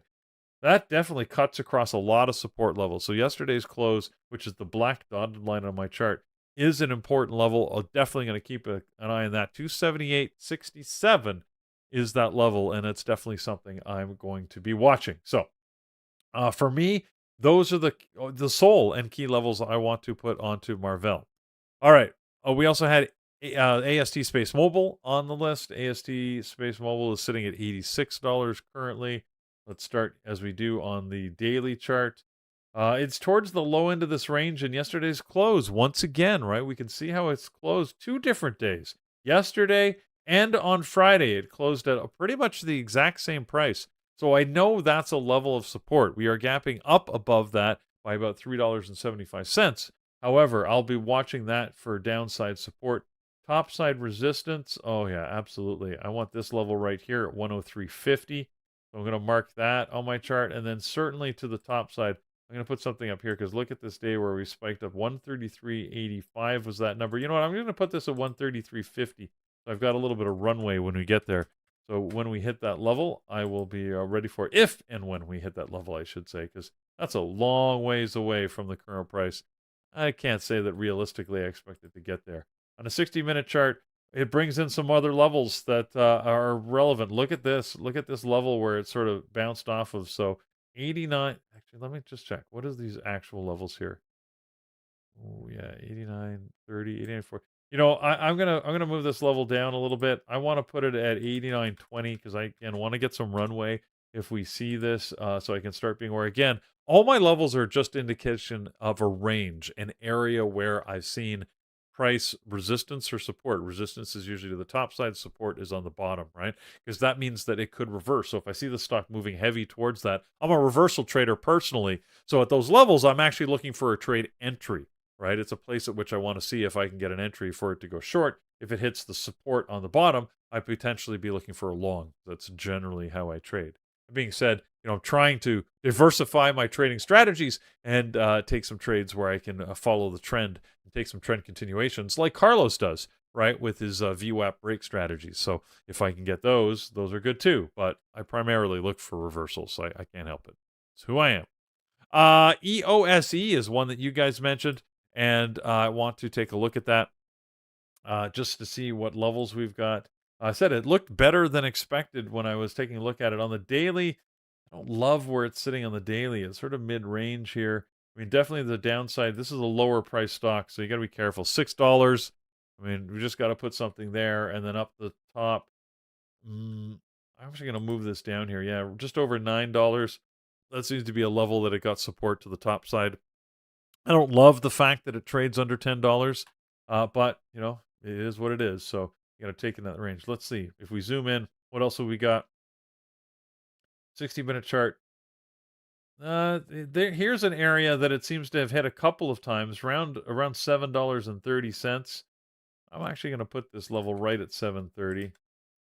Let me do that, and then I can watch that to see what happens. I mean, it's only a 20-cent range from where it's sitting right now, but if we get there, I want to sort of be on top of it and be aware. So EOSE, it's a potential. You're going to have to trade it like a low float again. I remember from looking it up, it is not a low float, but I figure we have to treat it like such because it is only a $7 stock. And you know, if you look at this daily, you see certainly it can move big ranges. So you know, $2 range on a stock or a $1 range even on the stock is pretty significant when that's a 20% move, right? Or 15 to 20% move. So, all right, so that's all the stuff that was on our gappers list. And now I feel a little bit more ready. What am I going to be watching at the open? I gotta default to SpaceX. My primary list is SpaceX. That's what I'm going to be looking at. That's the list that I want to, the stock that I think I want to see move. Other than that, I'm going to be looking at some of the usual stuff with NVIDIA, AMD, Tesla even. I'll do my best to keep an eye on these as we go through the morning trade. Let me show you what's happening in the chat room. Because in the chat room, we do have Brian and Andrew, like I mentioned, who are trading live with you. Here's that chat room. And you can see that they are on the camera and getting ready for the trading day. And they're starting to get their listed. Mike, what is he watching? He's going to be watching SpaceX, NVIDIA, and, of course, the futures contracts that he likes to trade. He's trading MESU6. And, of course, he always keeps an eye on those scanners. So that's what he's going to be looking at. For Eamon, he's potential long on Apple. I guess he's taken a good look at it, and he likes Apple. So that's something that he's going to be watching. Whereas he's also going to be keeping an eye on Micron, maybe. So he's a cautious trader. He'll only trade the stuff that he thinks looks good to him. And if that works out, then all power to him, right? I hope that he can get a good trade on it. Let's see. For Kyle's going to be watching SpaceX and Apple. So some familiar tickers there. We'll see how that works. And Andrew's going to be watching SpaceX, Marvell, Micron, SanDisk, not one that we've looked at. Maybe we should take a quick peek at SanDisk, and NVIDIA. So everything else is familiar on that list. So that's what they're watching in the chat room. Andrew clearly getting ready for SpaceX. He's putting the helmet back on. Again, he's going to like take his nose off on that thing. It's like a kid's helmet, right, that he keeps wearing. So anyways, let's take a look at SanDisk and just see what it's doing here. Oops, I said DK. Look at this thing, man. It's $2,073. It's just crazy. That's crazy. Anyways, yesterday it set another all-time high, and yeah, I mean it looks okay. What's it doing pre-market? Its usual stuff. It only has 300,000 shares traded, so it's not hugely in play. I'm not seeing massive volume, but here it is. It's moving right now. So yeah, it's a potential, but I'm not going to focus a lot of energy on it. I don't think, just because it's not something that I want to. I want to spend a lot of time on. Now, one of the things that let's see, it looks like we have a guest here. So I've got some support. Hold on, let's see if we can get him in on the camera here and bring my good buddy John into the picture. John, welcome. Good morning. Hey, Peter, how you doing? I'm great. How are you doing this morning? I feel well rested. Yeah, I'd imagine. Yeah. Well, look, I like the blue shirt. Nice color choice. Hey, look at that. Yeah, Look not even planned. Blue Brothers. Yeah. So, yeah, John had a little bit of a nappy poo this morning, and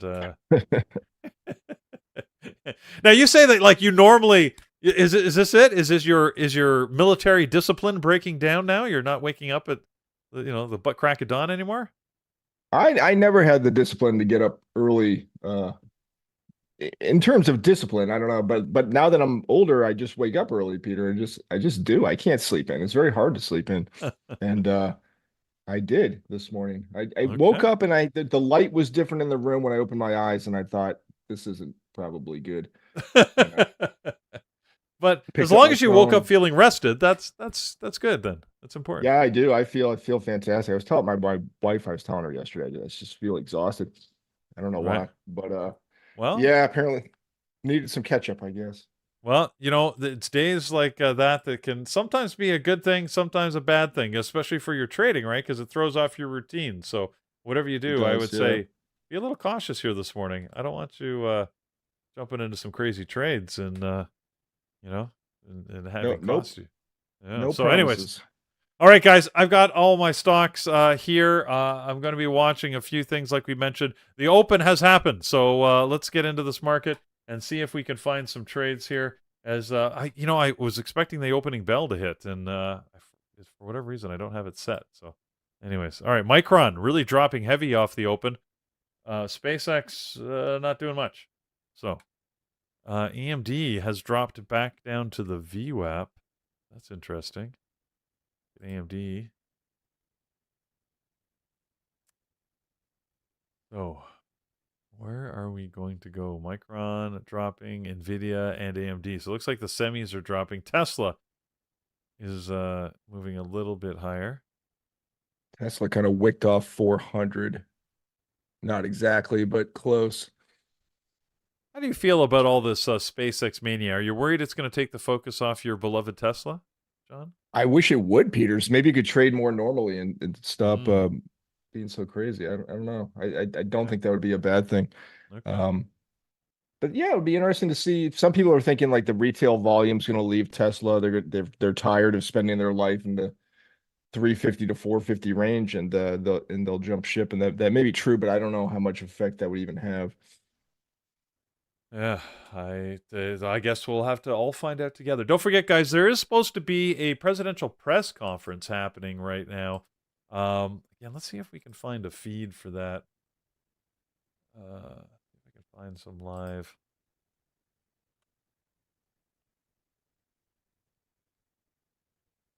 See what's going on. Let's see at the G7. Yeah, I guess so. Because they were asking him some questions there at the G7 yesterday. Because I guess there was like some terror attack that got foiled. And he was like, "Yeah, I don't know anything about that." So, the FBI NAs reported that they found a cell that was supposed to trying to incite some riot, and they haven't really released a lot of details, at least not that I saw. So, Yeah, they're saying there was a bunch of guys all over the country, all over the US that had plans to use explosive drones and sniper positions to attack the UFC yeah, event. yeah, that's what I heard. Yeah, it's a weird one, Peter. I got to admit, I was met with skepticism when I first heard that, but we'll see. I don't know what to believe anymore. I'm so tired of it. I know. I think a lot of people are. I resemble that remark as well. So, all right. So, guys, NVIDIA here. I'm taking a look at that. I see it's below VWAP, hanging out here. We'll see what it does. What is the level 2? What does the Atlas tell me on NVIDIA? Pretty balanced. I'm not seeing a lot of looking pretty balanced here, so I don't get a lot of details out of that. So, okay. SPY's right at PDC, so let's see if it wants to hold its little green day it had, or if it wants to go red here. I gotta put SpaceX somewhere here. Put SpaceX here. SpaceX not too much. It's so weird for me to see an IPO. I mean, this is still an IPO stock, right? It's only on day 3 of trading, and it's it's trading pretty normal. Like it's really trading like a normal stock, which is unusual for an IPO. So Yeah, the spread's not too bad. yeah. Well, I take that back. It just jumped very, very high, but it's still early in the morning. But I've noticed during the day it's tolerable for a stock of this price. It's a little high. Well, what happened? My system just froze. That's not good. Now it's going crazy. Like it's catching up on things. What the heck? And these charts are a bit jumpy this morning. Yeah. You know what's nuts is you want if you want to understand what what this extreme volume actually means. Let me bring this so you guys can see it here. Let me pop this out. So this is the time and sales, right? So here, let me just put this on the chart so you guys can see. This is the time and sales for NVIDIA, right? So, and just look at how fast the order. This is like every single order that's going through the market right now. So look at Tesla. See how it's moving a little slower?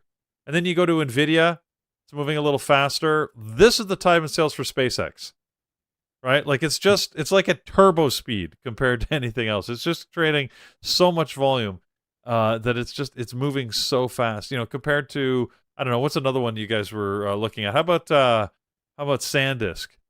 Like look at SanDisk. You can actually see, you can read it almost as it's going, right? Because I mean it's trading okay volume, but it's not trading a SpaceX level volume where it's just churning these orders through so quickly. It's pretty impressive actually.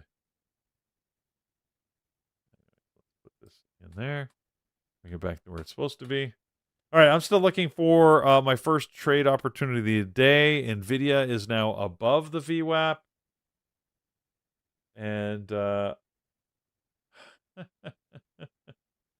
we've got reporter scrum happening on this press conference. I'm trying to watch this live as we're talking. As we've got, again, the comments are not helpful. But we do have a press conference going on here, and again, Trump is speaking live. He says from the White House, so I guess he's not at the G7 anymore. He's back home. This looks like he's at an event, not at the White House. He was going to stay and go eat a dinner at Versailles. I don't know if that was last night or if that's coming up. Oh yeah. Yeah, he was very excited because he said the gold at Versailles is top notch, not that cheap loose leaf stuff. That's funny. There is a lot of gold. I was in Versailles just last year, so I did have a chance to see it. So, and I'm sure he has access to some of the areas that I wasn't able to get to. So yeah, it's well, good for him. I didn't get to eat dinner there, so it was impressive. Can you imagine like that being a place that you lived? I have to admit, when you see these these castles, especially the French and the Viennese castles, and they're all like they're very impressive, but they just look so uncomfortable to live in. Like, why? They just don't look like it's not a cozy place. Anyway. Yeah, I've been in a bunch. We went to Europe again for a couple of years ago, and we went back to some places I'd already been, but we took the kids. But we were in some palace in Cologne. No, Munich. Okay. And it's interesting. The rooms are laid out like in a linear fashion. So you're Right. if you want to get to like the smoking room, you have to go through like someone's bedroom. They didn't have Yeah. hallways, kind of, sort of. Right. It's like this doesn't look great. Yeah, it is a weird design that way. Like I've never yeah. I guess because in the day everybody needed the natural light, and if you're gonna have a giant castle, you got to put everything towards the outside. So Yeah, that's true. I didn't think of that. Yeah, you're right. yeah, Yeah, to get a window. everybody needs a Hallway would window. mess everything up. Yeah. So or the hallway has to be in the interior, which would be permanently dark. So Right. Yeah. so That's a anyways. good point. Yeah, and all the castles I visited, I did not think of that. Well, because it sticks with me because one of the facts we had at Versailles is that there was an entire wing that was dedicated to servants, right, just so they could live there. And apparently, at its height, Versailles had something like over 100 people whose entire job was being candle lighters. Their whole job was just to maintain the candles in the castle. 100 people. Wow. Whose job it was to light and keep lit all of the candles. So that's how many candles they had to have burning all the time just to keep light in the place. Like, which is a good discussion to have these days with AI taking over everything, because I'm sure back in the day they thought, whoa, the electric lights are here. We've just lost, 1 million candle lighters across Europe. there you go. go. What are they going to do with their life? What are they possibly going to do? Yeah, No, they ended up making Volkswagens. I think there you go.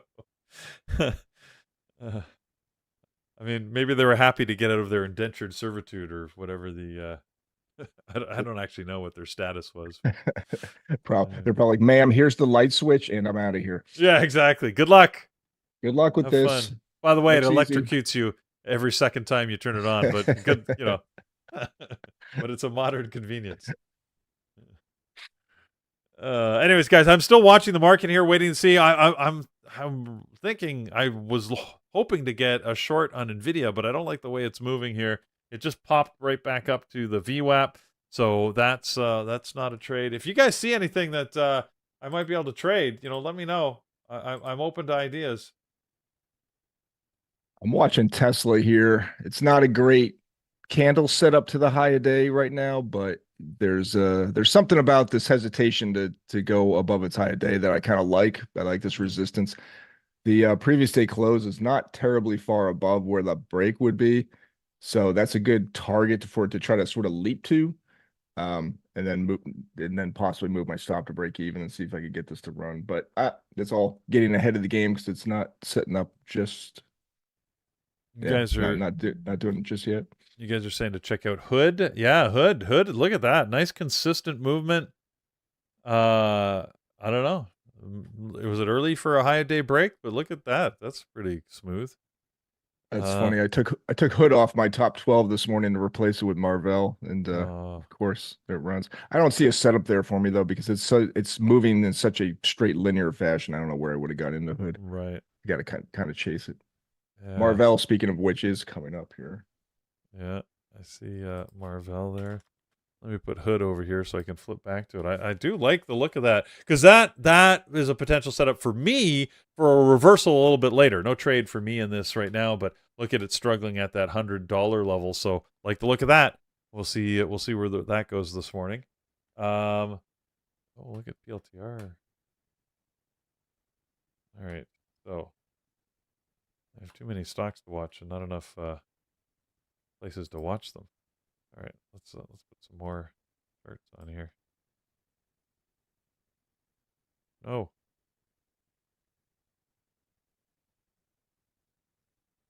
hate it when Windows tries to make something. They're like, oh, you want to put it in the corner. So you clearly must want it to be full screen. I'm like, no, just put it in the damn corner. Yeah, that snappy Windows thing is a little annoying. It's more bother than it is help for sure.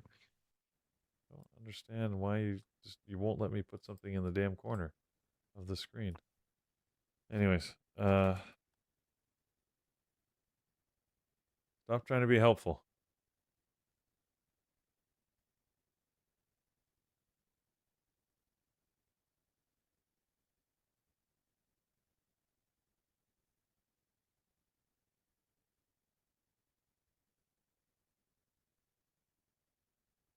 All right. So keeping an eye on some stock here. I'm long Marvell, Oh, and it's very I don't know what to say about this. It's scaring me. Let's put it that way.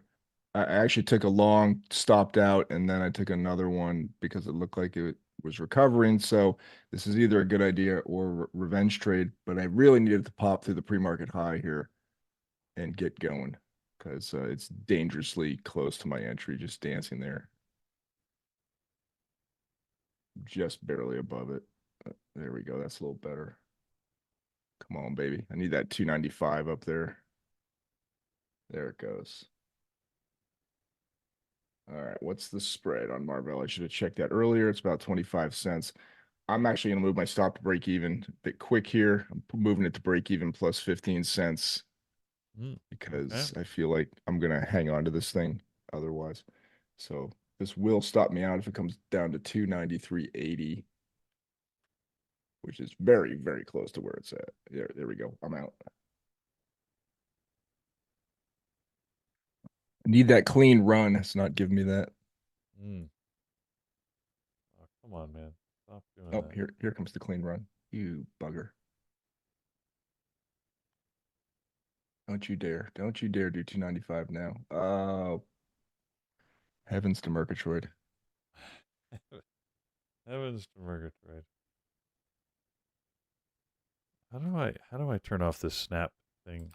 Is that what it's called? Snap.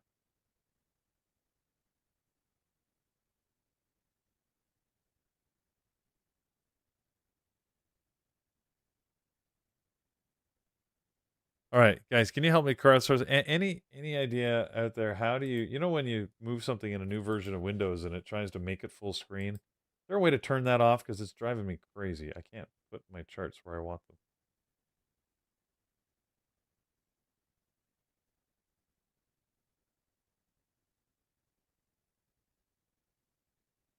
them.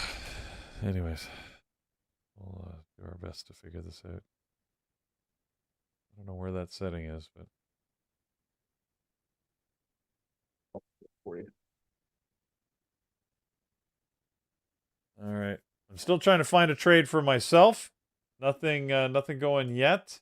President's still speaking, by the way. So, Trump is apparently declaring a national emergency. On what? Should even be shocked. Operation Midnight Hammer.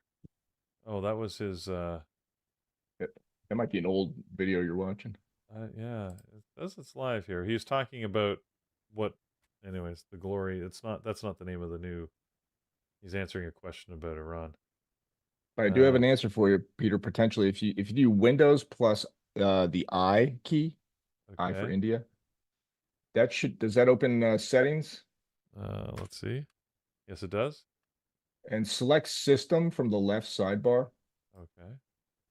Then click on multitasking on the right. Right. Oh yeah. Okay. Now click on the Snap Windows option to expand subsettings. Okay. And then toggle Snap Windows switch to off. Turn all of that off. Okay. Thank you. Yes. There you go. Hopefully now Wow, I could be an online helper outer guy. Oh, brilliant. Not trying to do that. You are. You know what? I'll give you a 5-star review. Send me the survey after this call. Thank you. Thank you very much. Wonderful. Don't you hate when you buy something and the person has to sort of beg you for a 5-star review because to get anything less is such a ding on their statistics? I know. It sort of it erodes the. It's sort of like the ridiculous tipping culture we have now. You know. Yep. Yeah. Like It takes away all the meaning, and these companies must Yeah. know this, but yet they persist in doing whatever they're doing. Right. So this person's going to lose their job because people don't want to rate them, but you know that like it's really just it's a popularity thing. You know, like it has nothing to do with the customer service anymore. If you can guilt enough people into, well, I don't want you to lose your job because of me. So, anyways, yeah, it seems a little silly. There's Oh a well. question in the Yeah. Sorry, Peter. There's a question in the chat about how to get 12 windows up on a screen, like I commonly have on my Windows using DOS. There's no easy way to do that, unfortunately. That's a question from Ashwin Yeah, 411. well, that's what I've been You gotta- doing over here. You guys can see here. I've been setting this up, so I've just been like duplicating. You know, I created one chart and then I duplicate it, and then I've been adding it. And this is the problem. Whenever I put it in the corner, it was snapping too. So anyways, so there, look. So there's 12. No, that's 9. Yeah, you kind of got to drag them Yeah. around until they're the right size. It's Yeah. not fun. Now there is a Windows plugin called Mm. Power Toys, Right. and these are funny names. Within that Windows plugin called Power Toys, there's a function called Fancy Zones. And using Fancy Zones, you can set up a template for it's for any window. It's not for DOS, but to make any window snap to a sort of template, you can set up a screen to be an 8-window template or 6. You could have one big window and 4 little ones. You can do all kinds of stuff. And you can make a 12 or 16 window template for a monitor. And then you just snap the DOS windows into those zones. It's very handy. I'm currently, it doesn't work on my computer for some reason. It's a little buggy, but 19 out of 20 people who use it, I'm pretty sure it works fine. I think I'm just unlucky. So you might look into that as well. Okay. Well, there you go. So, but yeah, I remember Mike was using that a lot, and you tried without a lot of success to use that. It worked at first, and then yeah, it stopped, and I could not figure out why. So I'm back to dragging pixel by pixel my little windows around. Yeah.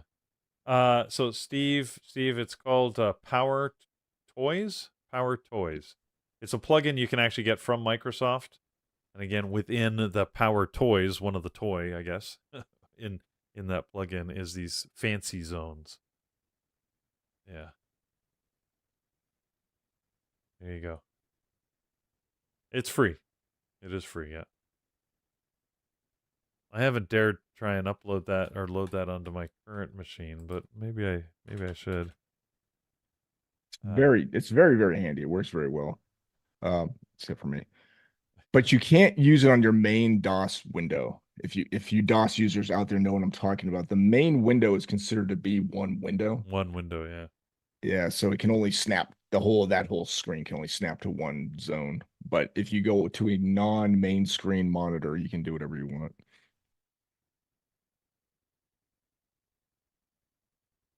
Chris is making some money off of SpaceX, SPCX, which is dropping here. Looks like it's going back to yesterday's close.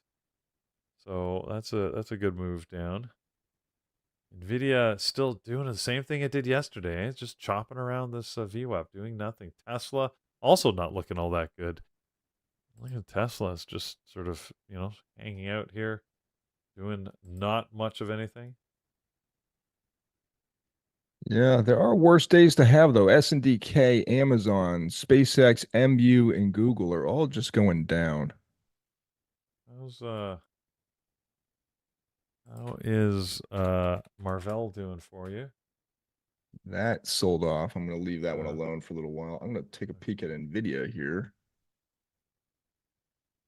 Yeah. And it was a range bound yesterday, but today. Oh God.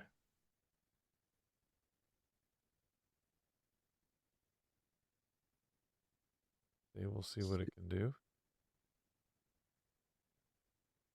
Long NVIDIA got a bit of a goofy fill. Oh, that's good pop there.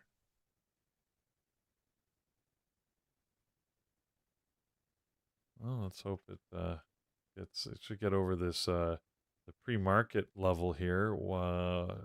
Looks like Yeah, we're once again, I'm going to put my stop at break even. This is how I trade. I know it's a bit boring because 4 seconds later I can be out of a trade. So it's like by the time I call it out, some of the times they're over. But I do want to protect my downside here, and so I'm just in the prayer method now. Like I put my prayer hands together like this, and I say, please don't come back to my entry. Just go, make me money. But more often than not, it doesn't. But the trick of this strategy is finding the entries to get the stop to break even. Like I want that to be a very high probability.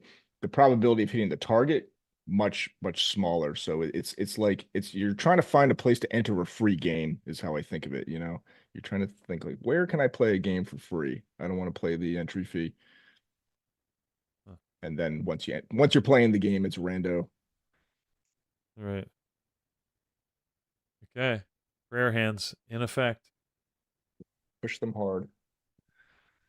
Guys, don't forget, again, with the president giving a live address right now.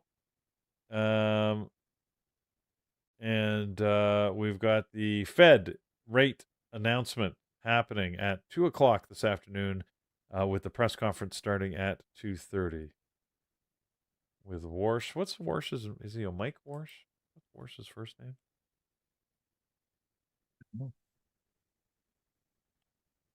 Kevin Warsh. He's a Kevin.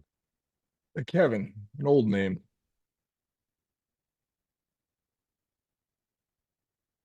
All right. Well, anyway, I'm back. I'm out at break even on NVIDIA. It rejected pretty much to the penny off the pre-market high, giving us a taste of what today's all about, which is like not a lot of direction. And on days like that, you get the nice level rejections. There's not a lot of greed to push through there, more fear. Yeah, This I is see. one of the hard games about trading is trying to figure out what kind of day you're in because it's it's Monday morning quarterback kind of stuff. When the market opens 5 minutes into the open, you generally don't know is this a going to be a bearish day, a bullish day, a choppy day, a trending day, and then you kind of figure it out after I'm out this much time, 25 minutes into the day, but by then you kind of wanted the answer before that, so yeah, it's a tough game. So Andrew, yes, I'm keeping an eye on PLTR. I see it sort of going flat here at the top. And Chuck, are you making a statement? Are you saying Fed rates are going up? Or are you asking a question? Because I see Davo is asking Fed rates rising. I mean, look, based on the probabilities, no, they're going to stay the same. 99.6% is the probability that it's going to remain unchanged. So we'll see if that happens or not. But that's currently what the probability looks like. Again, doesn't mean they're right, but it seems like it's a good chance they're going to remain unchanged. Warsh is a little bit of a wild card, I suppose, being his first. Maybe he's going to come out the gate, make a splash. But again, he doesn't solely get to decide that. It's really a vote. And if he can have influenced the majority vote, then I suppose he can make that happen. But anyways, 99.6% is what the odds are that it's going to be unchanged. So I think that's the safe bet, it feels like, at this point in time. So NVIDIA, yeah, right back to VWAP here. So it definitely looks like it's sort of chopping in a range and not giving us anything great there. PLTR, I'm a little bit nervous getting into PLTR right now. I don't see I don't see any definitive directional move. I still see a bunch of orders to the top side. 135, 136. I mean, it's right on that 135 level, but and then there's not a lot of downside orders. I'm looking at this, by the way. If you guys aren't, again, familiar, this is a view of the trading terminal Atlas tool, which sort of shows you what orders look like. It's basically the level 2 data just in a visual format, so it can give you a good view as to where the orders sit. Right now I'm looking at PLTR, and as you can see, as I scroll out and look at more data, we're looking at a lot more topside orders than we are downside. So if I was looking at a short-based reversal, that doesn't look like a good bet, because it looks like people are positioning themselves above the current price rather than below. Now, it doesn't give you any guarantee as to the direction of a stock, but it just gives you an idea of, again, where the big money are putting their orders, where they're trying to signal they have indication to buy or sell. So the fact that that's sitting above the price would tell me, I don't necessarily want to go hard and heavy. Now, as you can see, the price is dropping right now, so it's not like you can't move against that. But I use that, and in the combination with my chart indicators, just wasn't a great entry opportunity for me. So happy to sit and wait. I'll wait for another opportunity. I'm not trying to scalp these. All right, I was trying to get in for actual bigger moves. And wow, NVIDIA really rejected off of that move. Good thing you got out, John. Yep, that's why, there's always a game I can play of allowing it to retest to my entry or just getting out at break even, and you win some, you lose some in that game. But sometimes you look at a chart like that and you're like, man, I'm glad I got out. Yeah. Yeah, there was no looking back. It just decided, oh, I'm tired here, and I'm going down. And it's gone red now. So went below yesterday's close. PLTR pulled back from that resistance around PDC too, which was interesting. It never had a big enough pullback to justify me getting into that. So I'm kind of glad it pulled back, so I didn't do something stupid, because I could kind of feel my finger getting stupid. But if you know that feeling. Yeah, I like that. I can feel myself getting stupid. Uh-oh, time to back away. That's good. Yeah. That's a sign of trading maturity. It sounds funny, but I know what you mean, right? Because it's one of those where you're like, yeah, I'm about to make a bad decision probably. And I've been there many a time and then still made the bad decision. That's the problem, right? Yep. And you're like, yeah, this is probably a bad idea. And then you take the trade anyways, and you realize, I'm just hoping. And then it doesn't work, and you're like, ugh, why did I do that? Well, yeah, why did you do that, right? There's lack of discipline, really, is why I did that. So, anyways. And it gets you when you're in certain moods, and when you're red on the day, you've had a bad start or something. Or you generally not when you slept in and you're still groggy. Yeah. Yeah, but you're right. It's exactly when it catches you, right? Sort of when your guard is down for whatever reason. And it's good. It's good if you can evolve to a point where you can be aware of it, so that you can sort of step in front of it. Oh, I'm starting to feel that way, right? Let's back up, hand off the keyboard, deep breath, whatever you need to do. So this is a great run back to that level by PLTR. The problem is the SPY and the Qs are decisively down right now. Like there's not even a candle showing me they want to turn around. So you're betting against the ocean tide here on PLTR if you try to take the breakout. And it could happen because it's recovering on its own. It's recovering it regardless, in spite of the SPY and the Qs. But I've kind of found that those recoveries that fight the market, when they do get back to those highs, if the market's still dropping, it's generally not a good idea. Two things I like about PLTR is if it breaks out, what it's doing, it's leaving behind yesterday's high and the previous day close. Like it's putting two dastardly levels in its rearview mirror, and that can be good. Unfortunately, you're all hearing the inner workings of my brain right now as I try to think through what's good and what's bad here.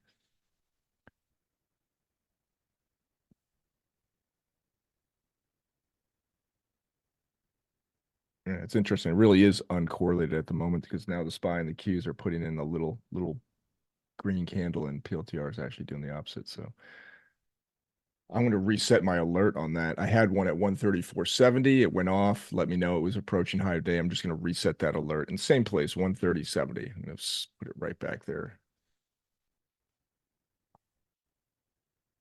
There you go. That's a good thing to do. I'm still just keeping an eye, scanning here this market, see what we can get for an opportunity.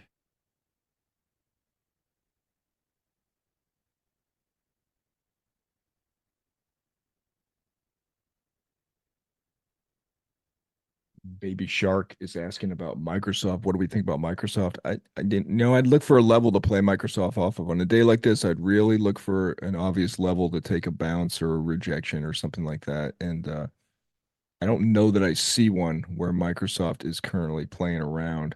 There was some good previous support around 388 if you look on a 1 minute chart from about, oh gosh, 940 to 947 or something.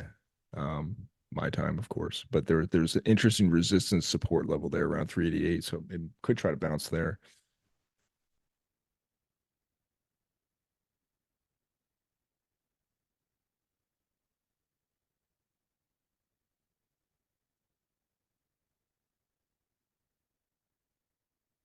I'm going to switch now to 5 minute charts on my screen because the 1 minutes are becoming quite, the candles are becoming quite thin, hard to read.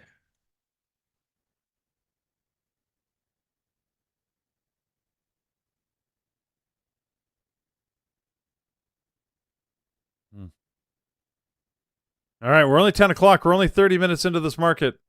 Feels longer, but here we are.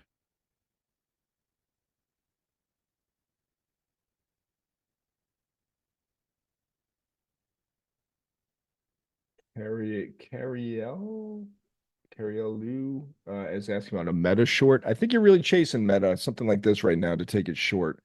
And the market's trying to hold. If you look at the SPY and the Qs, they've gone sideways more and they're kind of getting indecisive. Maybe they're going to go back up, maybe they'll go back down. But if the market starts to rebound, I'm betting you will see some sympathy with meta, and it'll maybe get some upside movements. I don't think it's a very good short here. Let's take a look at meta. Yeah, meta's one of those slow leaning stocks I don't like as much.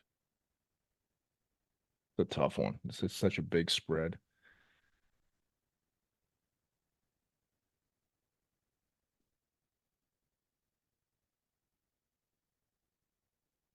You can trade MU with nearly the same size spread as Meta, and it's twice the price. Not quite. It's definitely got a bigger spread, but I take it back. You know what? The spread is about twice as big. Never mind. MU's got a huge spread these days. I haven't looked at it in a while. The spread's quite big.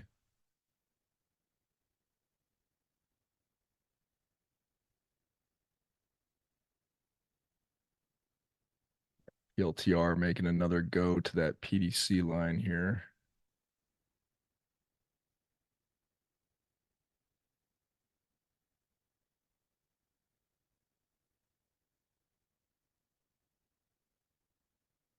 It's funny. I've got. I was testing the camera this morning, and on my second computer, I was turning on the camera, and I forgot I had the camera on. I was looking and saying, "Oh my god! Like, what room is this? Why is there an empty room on my camera?" I forgot. That's me. Hi. Like I'm over here. Hi. I'm just over at the other computer. I forgot that it was my own room. I should have looked familiar. Anyways. I've got a crazier story than that, Peter. We're at my nephew's graduation party, and I had to park my car somewhere I kind of didn't want to, and I'm a real like watch out for door dings kind of guy. Right. And it's the Tesla, so it's got all the cameras. So I was checking on my car during the party, and I went to the app to see if there are any videos of stuff happening near my car. And there was a video. So I click on it, and there's this guy like walking around the front of my car, like checking out the bumper and looking at it all weird. I'm like, and I showed it to my wife, and I'm like, who's this guy? I used some choice words, like, who's this dude like looking at my car all like a creep? She goes, that's you. I didn't recognize myself.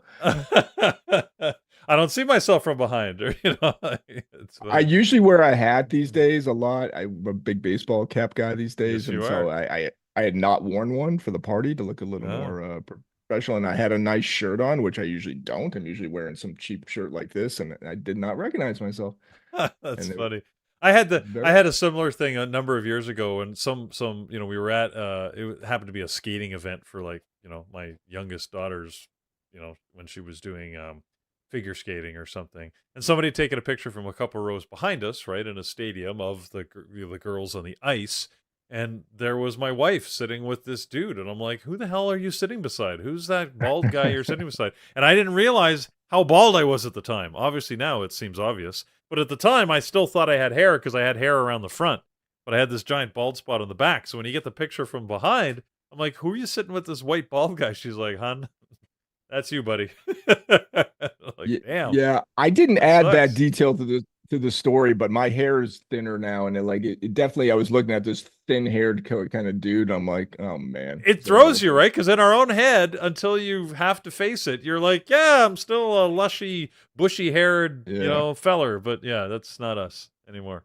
It's the way life goes. No. We're still here to complain about it. So, I guess that's good. But guys, I don't have a trade yet. I'm still watching and waiting. SpaceX made a move. It went red. It actually went down and touched that close. Remember, I talked about this pre-market, and I said how SpaceX has a chance to go touch that 192.50. I thought it was going to be relevant. I thought it was a number that was going to be in play because that was the close on this first full day of trading on the Monday, and it did.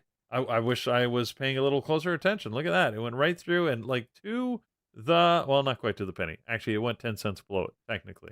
But look at that. Could have played a bounce. I don't usually play those bounces anyways, but it certainly gives validation that we set some of our levels properly. So that's good to know. This is almost hilarious on PLTR. There it goes. It finally set a new high a day. It is really struggling with like 135.25. It's funny how stocks pick these levels, but that's clearly this price it keeps getting to above PDC. I am long in PLTR at 135.04. And if I see about 135.40 something, I'm probably going to do a stop to break even again. I know it's boring, but no, hey, look, making money is never boring. Yeah, I don't feel like I'm really calling them awesome this morning, so I want to really protect myself. Well, I mean, sometimes that's the only opportunity you have, right? Because if that's what the market's giving you, then yeah. Come on, a little more. I'm gonna put my stop at break even here. Just got to go. It really can't get away from this. It still really hasn't broken out. 135.50, and we can start to say maybe a breakout has started, but it's really got to hit that. And there's probably liquidity there. I'm sure if you brought up PLTR and Atlas, there's going to be one, not a bunch, but there'll be some shares sitting at 135.50 just because it's a half dollar level. You are correct. There certainly are. And those will begin to look more appetizing to sellers because they're like, man, this thing's really struggling. Maybe I'll just, 136 might be asking a bit much today. Maybe we just go for that level below it. You can see, and there's a lot more orders, 135.50, 136, 137, as we head up the chain than there are heading down at the other side. So,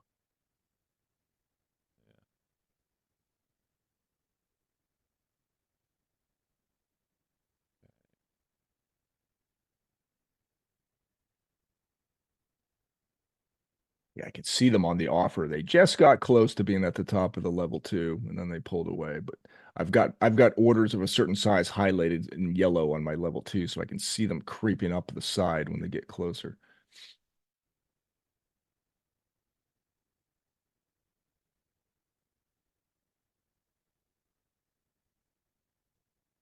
Yeah, Atlas has really revolutionized the ability to visually look at the level 2, but a poor man's method, if you have DOS and you don't have Atlas, is to highlight those orders of a certain size in your level 2, and you'll be able to see like where the liquidity is sitting. But it's not as easy as Atlas because you have to pick a size. So say you pick like I want to highlight 2,000 shares or more. That'll work very well for your PLTRs and your Amazons and your NVIDIAs. But when you get into a very cheap stock, the whole level 2 will be lit up because it's not hard to get 2,000 shares of something that's $15 perhaps. Right. Okay, what do we got here? So Hood is at a high right now. You not doing much. Marvell drop. I still haven't found a trade I love. see. Miraculously, I'm alive in PLTR still. It came down to 135.05, 1 penny above my stop. Oh, look at that. So it did, And yeah. let me live for now, but it's gotta break. Why won't you break out? Yeah, there's orders at 135.50, so it just has to go get them. I noticed they're front running it, John. There's a bunch of orders now. Interesting, at 135.25, there was a bunch that they just took out. Yeah. Yep. And As the more it struggles here, the more they're gonna start kind of bringing it down and say, you know, Yeah. I'll take 25 cents off my asking price. And then when it pops up there, I noticed that immediately people put a bunch of orders at 135 even.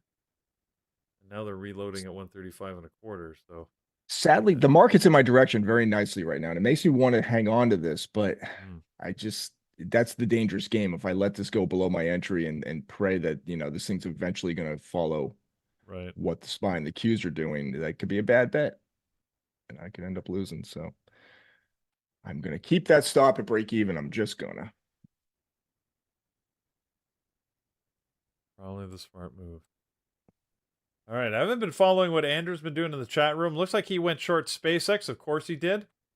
He's ridden it all the way down. Look at that. That's the smart move. Andrew just he can make it happen. Here he is trading in the Bearable Traders chat room. You can see he's I'm not sure, those charts are a little small, but there he is in the camera with Brian. And he's got some shorts at the VWAP, looks like, at the SpaceX, which is roughly at 208, it looks like. He probably got his average price somewhere up there.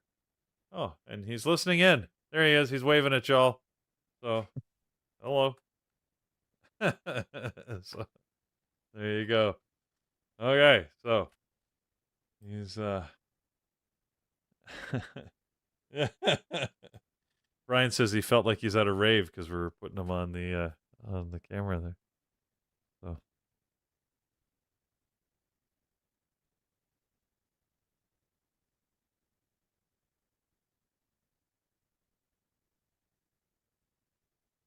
okay, well, interesting that yeah, you're a buy at 109. Well, Andrew was a short and he got it work, so he got it to work. That would be the Andrew magic. So I'm Tesla's still coming up here. watching. Tesla and Marvell are getting a little pop, little something. I'm not getting the other stocks I'm watching, not doing too much, but those are getting a little something here. Now, did you get a partial on PLTR when it just popped up there while I was not paying attention? No. So the way I take money is I have like a profit zone, like between this amount and this amount. If I get out of the trade, if I make that amount of money, then I consider it successful. I did get above my minimum line. Okay. But around 136 would be the upper line, and I'm holding to see if I can get that. I'm looking for a bigger trade here, so I don't want to take the minimum today. I want to see if I can get a little bit more. And with the market trending up again, I have to have some faith that may help eventually, although I'm not getting a hell of a lot of help out of it. But I think PLTR might kind of follow. Now, if the market turns back down, then the opposite can definitely happen. But and the other option I have, Peter, is to sell half up around 136, which then secures my minimum. It puts the minimum in the bank, and then it keeps another half to play with, right? So that could go more. It could be a trade I end up adding to. But I can be honest with you, like if I really look back at my numbers, it's usually best when I hit that upper line, just take it. You know, just take that, because the ones I try to play with, like sell some and add some and try to catch a trending stock. When they work, they're great. I can double my money, my max money sometimes in a best case scenario, but they just don't happen that often. But I'm back now. I'm back above the minimum. There you go. Yeah, I see that. So let's hope it hits your upward target. Is that what's the upward target? What mathematically it's 136.04. I'd be happy to take anything above 135.95 and call it close enough. Yeah. Okay. Now, another issue is the SPY. If it keeps going up, it's going to near its own high of day. And, we all know that when things hit their high of day, they can reject. And if it rejects off that line, which is the low from 2 days ago, which is what it rejected earlier, then it could drag me down as well. Drag me down. Oops, there's a PLTR that I'm watching here. Yeah, let's see. Got to get above this 135.80. It should be able to. 136 is where all the orders sit, so. Yeah, but we just hit 90 on the bid, 135.90. So somebody at least put that magical 90 number up there. Very important to get in that last 10 cents here. 98 hit on the bid. Really need a bit more because of the spread here. I'm not quite hitting the number I wanted profit-wise. It's getting that good, a little more parabolic in its movement here. Now, I assume with you being here, we're not going to take advantage of seeing the trades in the chat room summarized. Oh yeah, I can sneak over there. I can do those up pretty quick, Peter. Once I let me sort out this PLTR trade, and I'll go. That's okay. Yeah. No, focus on your trade first. Andrew just mentioned something about, hey, share your trades, guys, and it just made me think, oh yeah, what about that? So. Yeah, if you're listening here, but you're a Bearable Traders member, you're always welcome to share your trades over in the chat room. And what I do is I go grab some examples and I throw them into a little slide deck that Carlos or Peter will show here in the morning. And dang it, if my PLTR trade's not crapping out now, John. Oh, John, you done messed it up. Wow, we got some wild trades here this morning. I try to find ones that are very clean. Look, they're easier to see on YouTube. Some people have so many orders on their trades. Yeah, just a lot of arrows and candles, and sometimes they can get tough to figure and it could be good trading. It's not to say it's bad. Like they could have a method, but it's just hard to explain from our point of view. Trump is still speaking, it looks like, so he's still answering questions. I'm not listening, so I don't really know what he's talking about. I just know he's pointing at people, and there's this weird scrum. Every once in a while, they show like the media scrum. It just looks like madness. Anyways.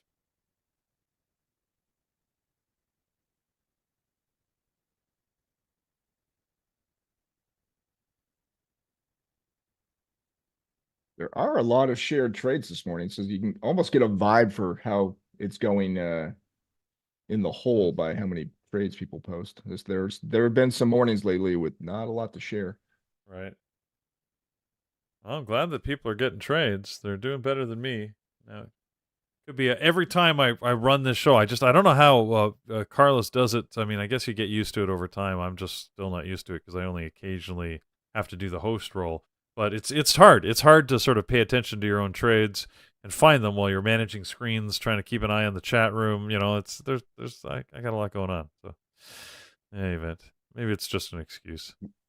Me. He is good at it, and he talks the whole time. Like, it's just you can tell when I'm trying to do something because I end up faltering because I'm trying to figure out what the heck button do I have to hit. What am I looking at here?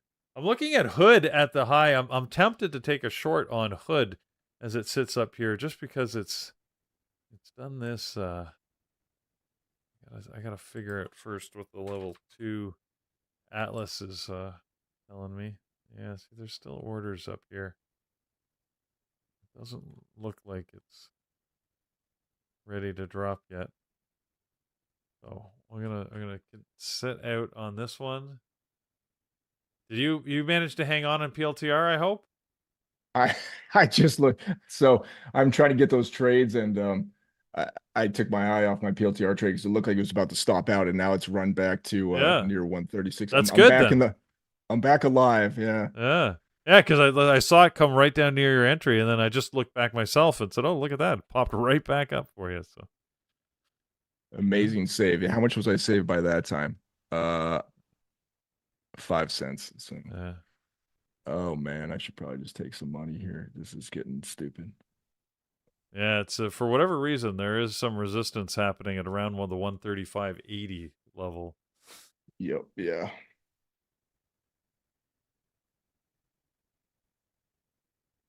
You know, it's one of those Murphy's Law things, right? Because after it hits that level like 3 times, you're going to be like, you know what, I really should take some off. The time you take it off is when it's going to decide now it's going to run, aggressively. Very true. And the more you hit resistance or the more you hit support, if it breaks, the more Right. nice the outcome can be. But it has to be the one that breaks. Could break on the 5th try, not the 3rd one.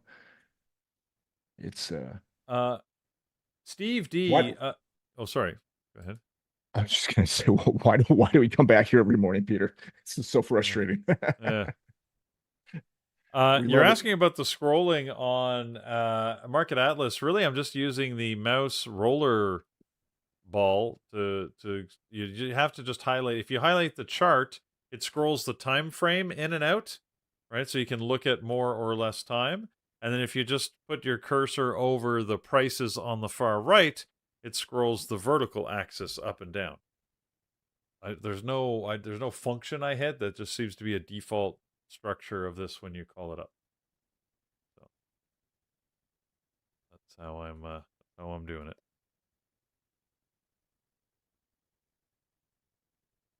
Georgie's saying in the chat, it's amazing how on some days absolutely every trade goes against me at the moment I enter, not even an attempt to go in my direction. I've had many days like that, man, and like it's stunning. It's hard not to feel like the universe absolutely hates you. Like I have had those like 5 trades, 5 high day break trades, not one even like meandered into the green. Like they all said no, like thanks for the money.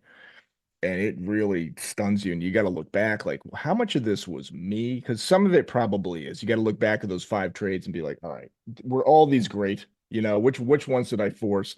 Right. And try to separate those out from the ones that, like, you know what? No, this was legitimate. This would be, if I gave a webinar on my strategy, it would be this entry. And so, shouldn't feel bad about it. But inevitably, on those days, there are, some percentage of ones where you got to admit, like, nah, it stunk.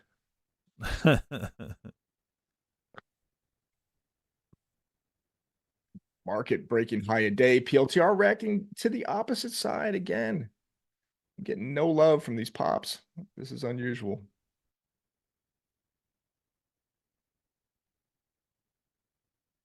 This is very unusual.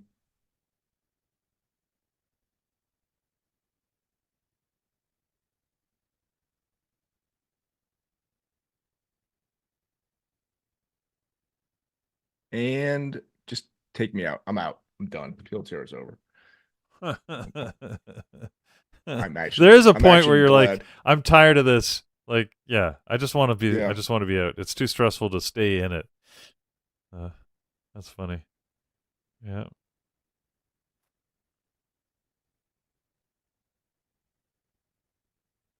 All right. So what else is looking good? Tesla and Marvell are still coming up.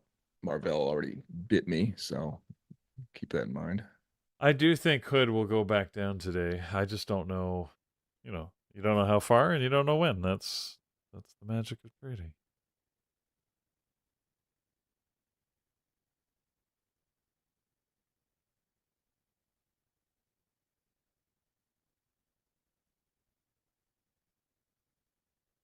Looks like Rocket Lab had a nice breakout, nice 5-minute ORB at 9:38 this morning. Very strong.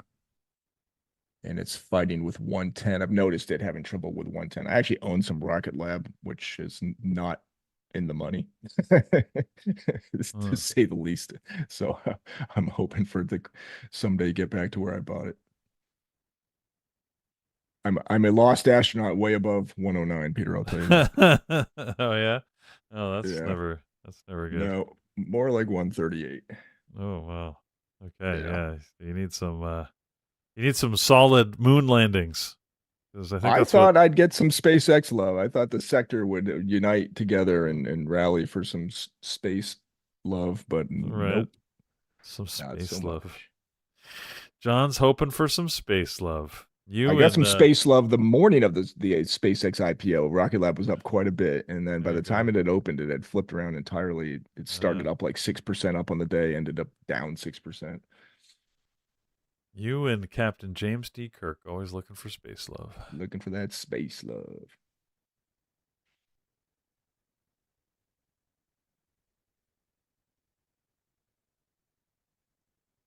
Have you ever heard the lyrics to the Star Trek song? The lyrics. There's lyrics to it? There No, are, yeah. I have not. They're worth looking up. Now you got me curious. I don't know if you know Tenacious D is that band that Jack Yeah. Black is in, him and Kyle Gass. They'll do it live in concert sometimes. They'll sing the Star Trek songs. It's very good.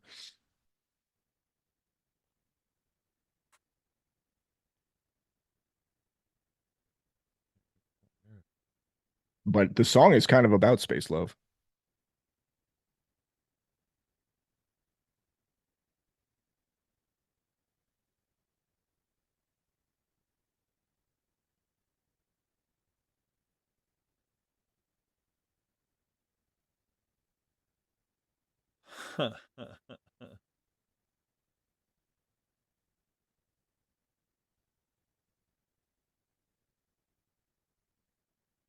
They're not. It's not very long here, but No, it's only like a couple verses maybe or something. wandering in Starflight. I know he'll find star-clustered reaches. Love, strange love, a star woman teaches. I didn't realize maybe the lyrics were the inspiration for the character of. I had Written no by idea. Gene Roddenberry wrote the lyrics too. Huh. I don't think he wrote the music, but I think he wrote the lyrics. Yeah. Yeah. Apparently he did. It made no difference that the lyrics were not intended to be used in the show itself and never been recorded or released.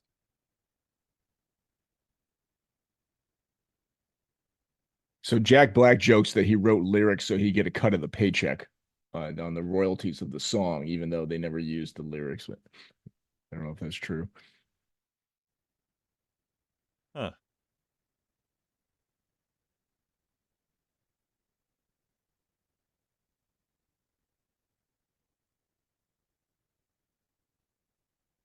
Alex on the palm tree is asking, who's the guy who replaced Carlos? Does he mean me? He can't mean me. So he wrote the lyrics. He wrote the lyrics. Oh, this is mean. So he wrote the lyrics just because he I guess when he licensed the music, he has to pay royalties on it. And then by writing the lyrics for the song, whether they're ever used or not, he then has a right to basically earn back half of the royalties. Yeah. So he yeah, basically did it yeah, out of exactly. spite to the guy that wrote the song to steal back half his money. And they said people were saying, well, it's maybe legal, but it's unethical. And he says, hey, I have to get some money somewhere. I'm not sure I'm going to get it out of the profits of Star Trek. So he didn't think Star Trek was going to make it and make him any money, which is probably fair. When that thing came out in the 70s, I mean, it was pretty out there. Pretty funny though. He thought the show might bomb, but he thought that song might have legs. Well, I think I don't know if he thought the song would have legs outside of the show, but at least the show had to pay royalties every time it aired, right? Okay, So during the run, he'd get some money every time it aired, even if because he didn't think the show was going to bomb. So, anyways, that's weird. I had no idea. That was pretty mean of him. But anyways, okay. Now I know. How do you know that random piece of fact? Because I was a huge Tenacious D fan. Like, I mean, still am. I like them, but like 25 years ago, Peter, when like their album came out, it was around 2002. I remember I was in this army school, and all me and my friends were all listening to their first album. And so I started digging for more material on them, and they didn't have other albums at the time. But if you went on the Internet Archive, I think is what it's called, they had a bunch of live shows that people had put there. And I figured out, I didn't know how to do any of this, but I figured out how to download these lossless audio files and convert them into something I could play on my iPod back in the day, like my scroll wheel iPod. Oh, yeah. So I had all these live Tenacious D shows I would listen to. I loved them. And yeah, one of the songs they would do occasionally was the Star Trek song. I'll send you one of the performances of it. He does a great job.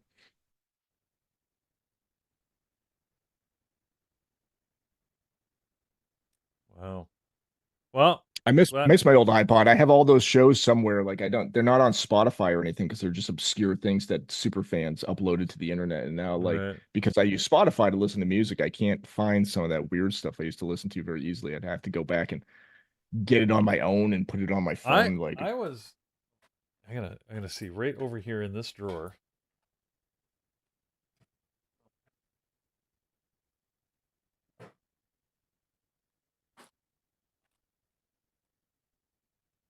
Somewhere.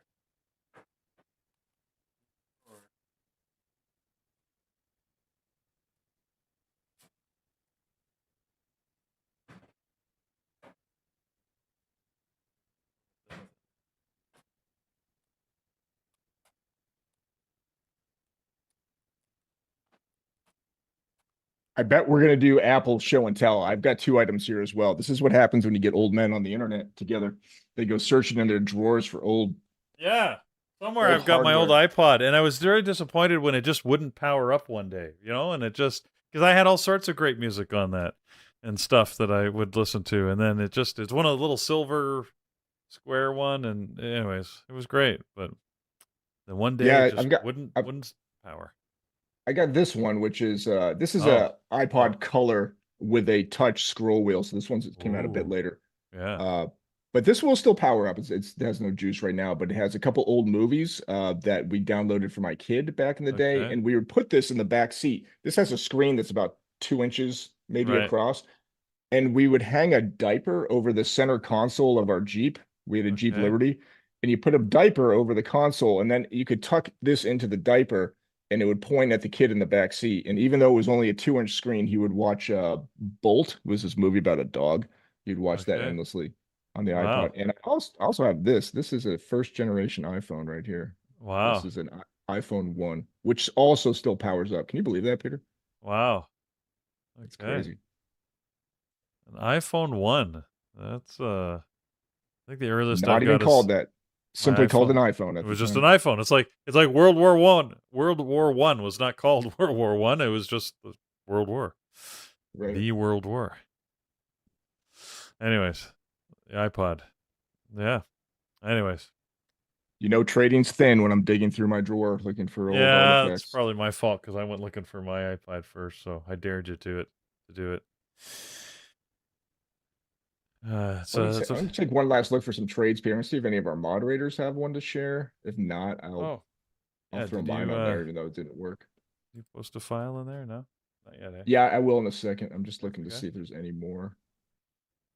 I'll put my own PLTR trade in there. I'll show a break-even trade. Not one I'm particularly proud of, but what are you gonna do? All right, guys. Well, I'm glad I didn't try and short Hood clearly because it continued to move higher. So that's as you can see here, it's heading up towards a higher. Now this is a potential reversal point because we've got that high of day and a retest. Ooh, we're at the right time too. 102.40. You know what? And I still haven't brought over my file.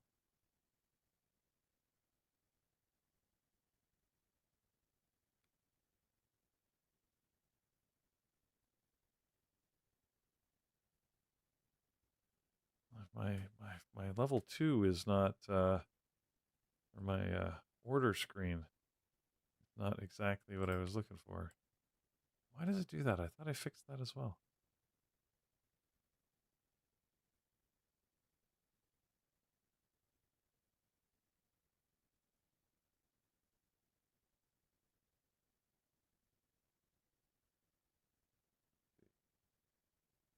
Andrew doing?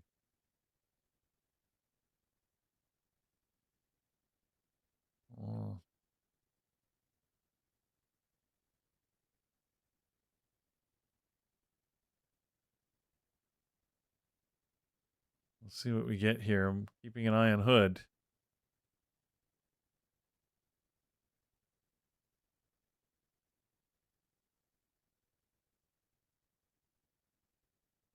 SpaceX looks like it's still dropping here.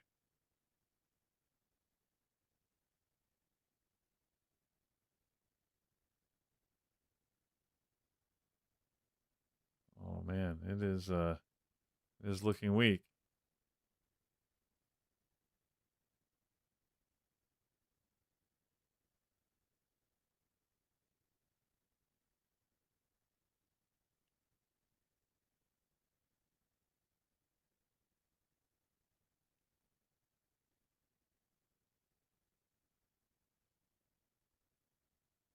All right, there's a PDF file in the pre-market show Telegram channel, Peter. Okay. Carlos knows how to make it full screen. I know you can do that, but if you Yep. can't figure it out, don't worry about it.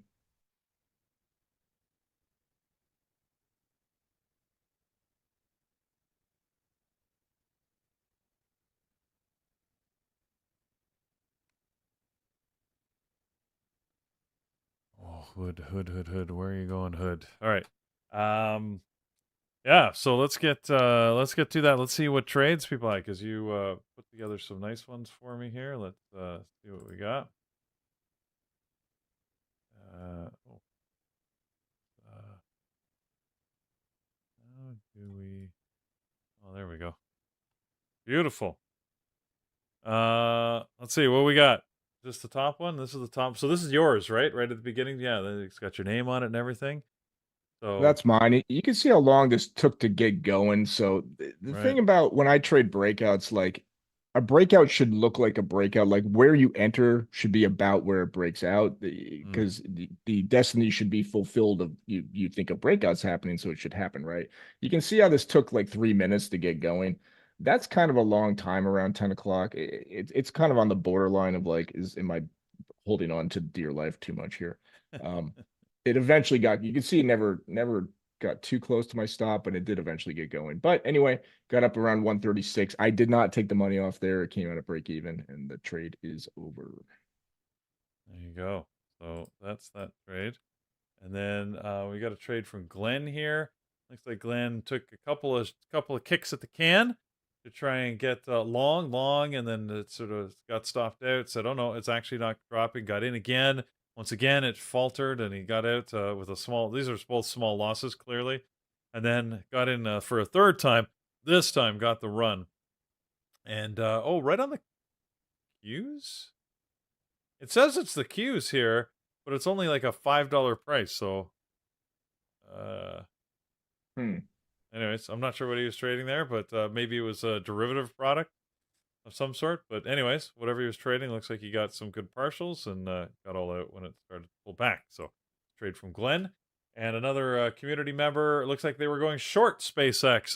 You're riding along with Andrew. Andrew is still going short on SpaceX, and this has continued, by the way, to go short. As we can see, it's down at 195 right now. So I guess it's at the same level that they partialed out at, but short. Yeah, took a partial. Maybe I don't know if they added into this. Yeah, maybe added in, got out, said no, that was too premature. You can see the little green underneath there. Got back in, and then got the short all the way down. So you can see how hard it can be to hold on to trades sometimes. So interesting. This looks like Sammer here, who's been in the chat room for a long time, went short. Said no, this is reversing. Looks like it's going the other way, changing its character. Went long and then was able to hold on here as it went big long. So nice move, a nice trade on PLTR actually. So that looks Big move. pretty good. Yeah. And that's it. So there you go. So there's the trades, John. Thank you for putting that together so that we could share that with everybody. Some good trades out of the community. And I'm keeping an eye on Hood, as Hood just hit a new high of day here. I'm looking for a short based reversal on it, and it looks to me like it wants to drop here, but the SPY is going lower. Sort of looks like this market wants to go lower.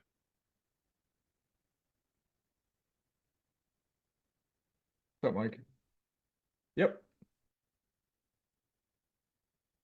And oh man, I don't have any of my stops in here. I keep forgetting. So I did go short on What am I doing here? And we'll see what happens. I gotta figure out some of these templates. Is there a template for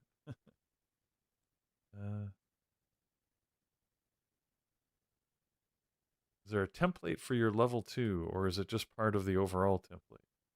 How do I... Alright, so Hood is bounced back up against me here. We'll keep an eye on this. See what it's going to do.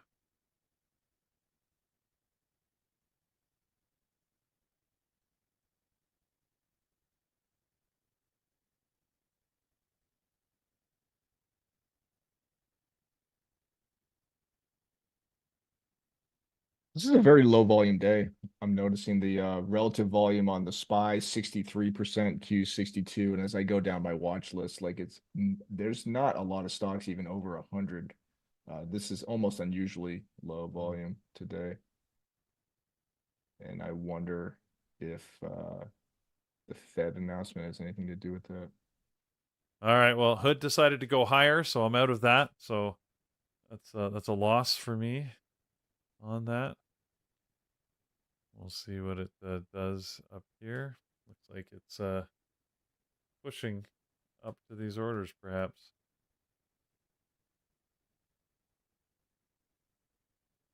Yeah, we're getting a bounce on the market, bounce on stuff. So I don't think so, Mike. I can hear you. oh, sorry. You know why? Because I've got you in Mike's spot here. So hold on. I've got to find a place to put Mike. We'll bring Mike in over here. Hey, Mike. Now we can hear you. Hey, how you doing? Good. I am Get you in on a camera here. I am surviving from There he is. being put to sleep and endless chanting of Argentina. Endless chant. Yes. Pretty we didn't actually talk about that at all, but what a game last night. It was like there was only one guy on the field, I think, really. Yes. It was just all messy. He scored a hat trick. I mean, you can't deny his first hat trick ever in a World Cup. Yeah. And I mean, his team set him up for those, but I mean, one was like a super simple tap in, but that's how a team should work, right? I mean, I gotta say, just watching him, he hits the ball with such precision and confidence. It's amazing. He's just he is a great player. So yes. And I will say their fans are very enthusiastic. Very enthusiastic. Oh yeah. So they were up till 4 a.m. on Monday. Oh my goodness. Banging drums and chanting endlessly. Okay. And they were up till I don't know what time because I already went back to sleep. But I know they were up till 4 a.m. because my surgery was so late in the day. Right. I purposely stayed up late so that I could sleep through most of the morning. So because of not being able to eat or drink water. So I wanted to sleep late. So I stayed up and 4 a.m. when I went to bed and they were still there banging on drums. And wow. I'm like, this is insane. like I could not believe these people, but they had fun. Sounds like they did. Yeah. Yeah. Well, so they're off to the next one, and we now will welcome the Netherlands fans to this area. Their next two, they were saying how their next two are in Dallas, and they get to play indoors, so they get climate controlled compared to the heat and humidity of Kansas City. Yeah. They actually, last night was a great weather. Like you couldn't ask for better weather in June here in Kansas City for a soccer game. So it was, man, it can get hot here, but it was nice and cool, nice Good. weather. My daughter enjoyed the game. Well, that's good. So The Scots have been enjoying Boston quite a bit out here. that's what I hear too. So it's fun. So as far as the market, I'm sure John, I was trading with P Capital today, so I didn't really listen to what you guys were talking about, but I mean, we are really in a neutral, choppy market today, just waiting, I think, to see how the Fed chair talks. Wow. Yeah. I think that's what everybody wants to hear. And the president, I guess, kind of got his speech kind of bumped up the market. Yep. Maybe he's talking now and causing this big drop down. There we go. There we go. I'm short on Hood again, and I just took a partial on this big move. So this is great. I am also oh my short. God, we're getting a massive move here. So I'm taking. Whoa! I just here. took a contract off on the futures. I am short as well. You can see my my trade here on my trade here on Hood. You can see that first one I talked to you guys about that I got in and I got stopped out. Went short again and had to hold on here, but now we got a big drop, so this is good for me anyways. And something tells me the Iranians just said they're not going to sign something. Yeah, probably. That could be. So I took a contract off at 7565, got a 75.80.25 entry. So nice 30-minute. Well, not a very clean. It's more of like a B setup on that opening range on the 30. But yeah, we probably are going to get a spike back up. As I was talking about how range bound this market is, we get a drop. So that's what the market likes to do, right? It'll defy your words all the time. Yep. I will take that though any day of the week. I gotta figure out again. It's when I go to trade and I realize things aren't quite set up the way I expect. Like my montage windows and all my buttons are not configured the way I expect. I don't know if that's a separate file or if that's just part of your setup. So I'm gonna have to pull over a setup. I think, Peter, this is like the fourth time you've like Carlos and his chair that he keeps talking about. Yeah, I know. Well, I got my hotkeys. My hotkeys are set up, so that's good. But that doesn't give me my trading buttons, right? So, oh no, what just happened? Market bounce back up. I'm about ready to get stopped out at break even now too. You just gotta love this market, right? Like, look at this, right back up. Yeah. Right to if you look at the SPY, if you're all looking at the SPY right now, this 749.53 is really kind of this level that it keeps rejecting, right? It keeps buying off this level. It's also where we gapped, right? Off the Iranian news initially over the weekend. So this seems to be where they keep buying up the market at this level. So it would not surprise me if we don't go back to the upper portion of this range from here. But again, who knows? I am in the September futures contract for the S&P 500, the MES. That's what I'm in. Okay. Oops. I should show you guys maybe. Peter is in Hood. Well, I'm out now because it's popped up on me. So yeah, I got out of that at break even. Actually, accidentally added to it, but then got out immediately. I said as I figured out my keys here. Yeah, it was funny because this morning I brought over that hotkey file and I'm like, okay, now I'm good to go. And no, that didn't solve everything. Yeah, I am now out of the futures contract at break even. So got a nice partial. typical range bound market today. Gotta love it. Just, it is what it is right now. Mm.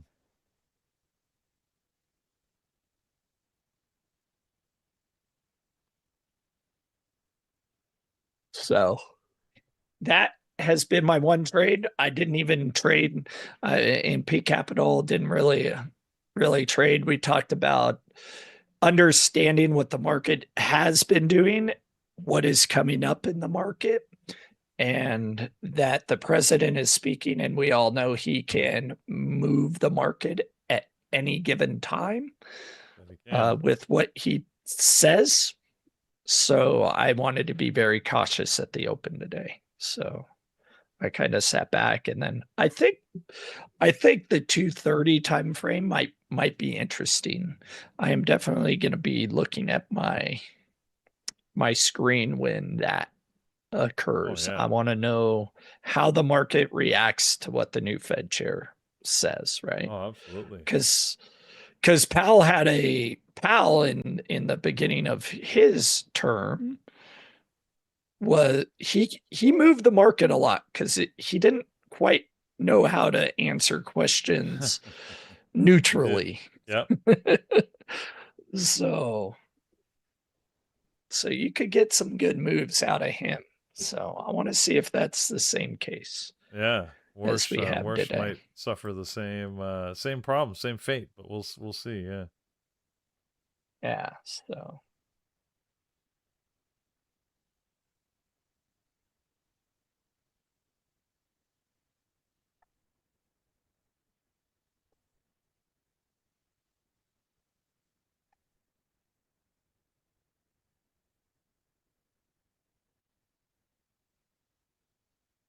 We will see what he has to offer.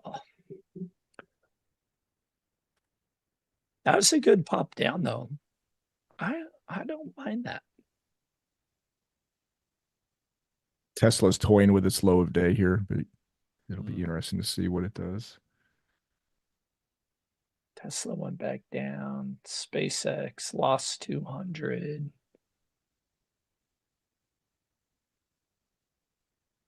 Yeah, a lot of stuff near the lows.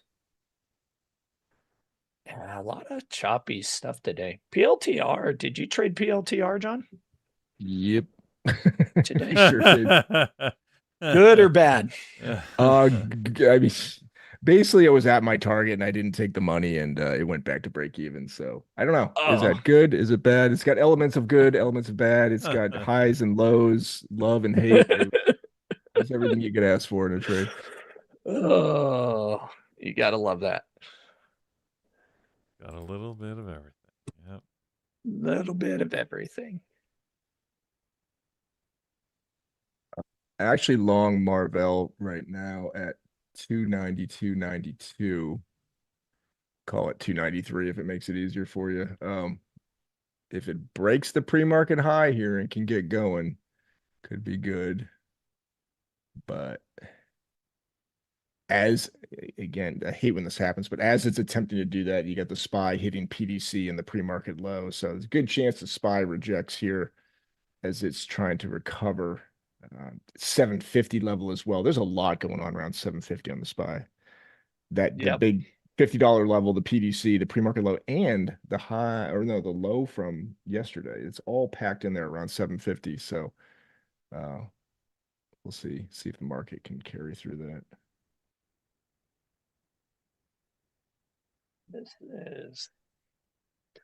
There is definitely a battle in this area.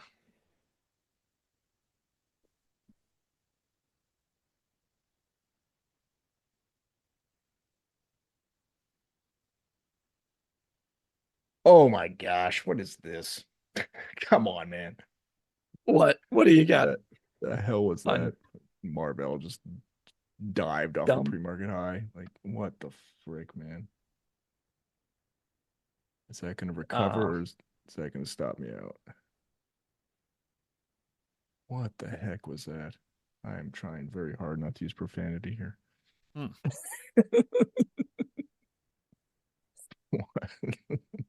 Why? Why did you do that? Come on. Why? Oh, God. Why? I'm just, Man. Look at this 60, or let me see, should be the same on the SPY. Look at this indecision candle on the 60-minute chart on the SPY. I mean, we are dojing like crazy here. It is, yeah, top, bottom. You definitely have your upper and lower bound limits right now identified.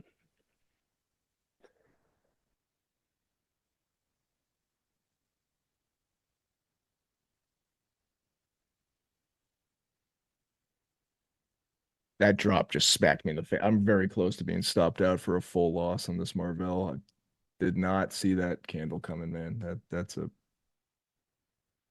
fun one. Fun one, eh? I'm not sure That that you mean that. And I'm out. I'm gonna say it was fun to try to cheer myself up. That was harsh. That was a rough one, Marvell. I think I'm gonna take you off my screen. You've not treated me very well this morning. What can I replace Marvell with? Let's put Hood in there. Is that a nicer stock? Oh my gosh. What's wrong with that thing? It was a nice stock off of Peter's short trade when he got Look out at of Hood break broke out even. nice again. Hood broke out at 1050 as well Yeah, as right the when swing. Peter was trading it short and he got stopped out at break even. Yeah, that's when it made a good move higher.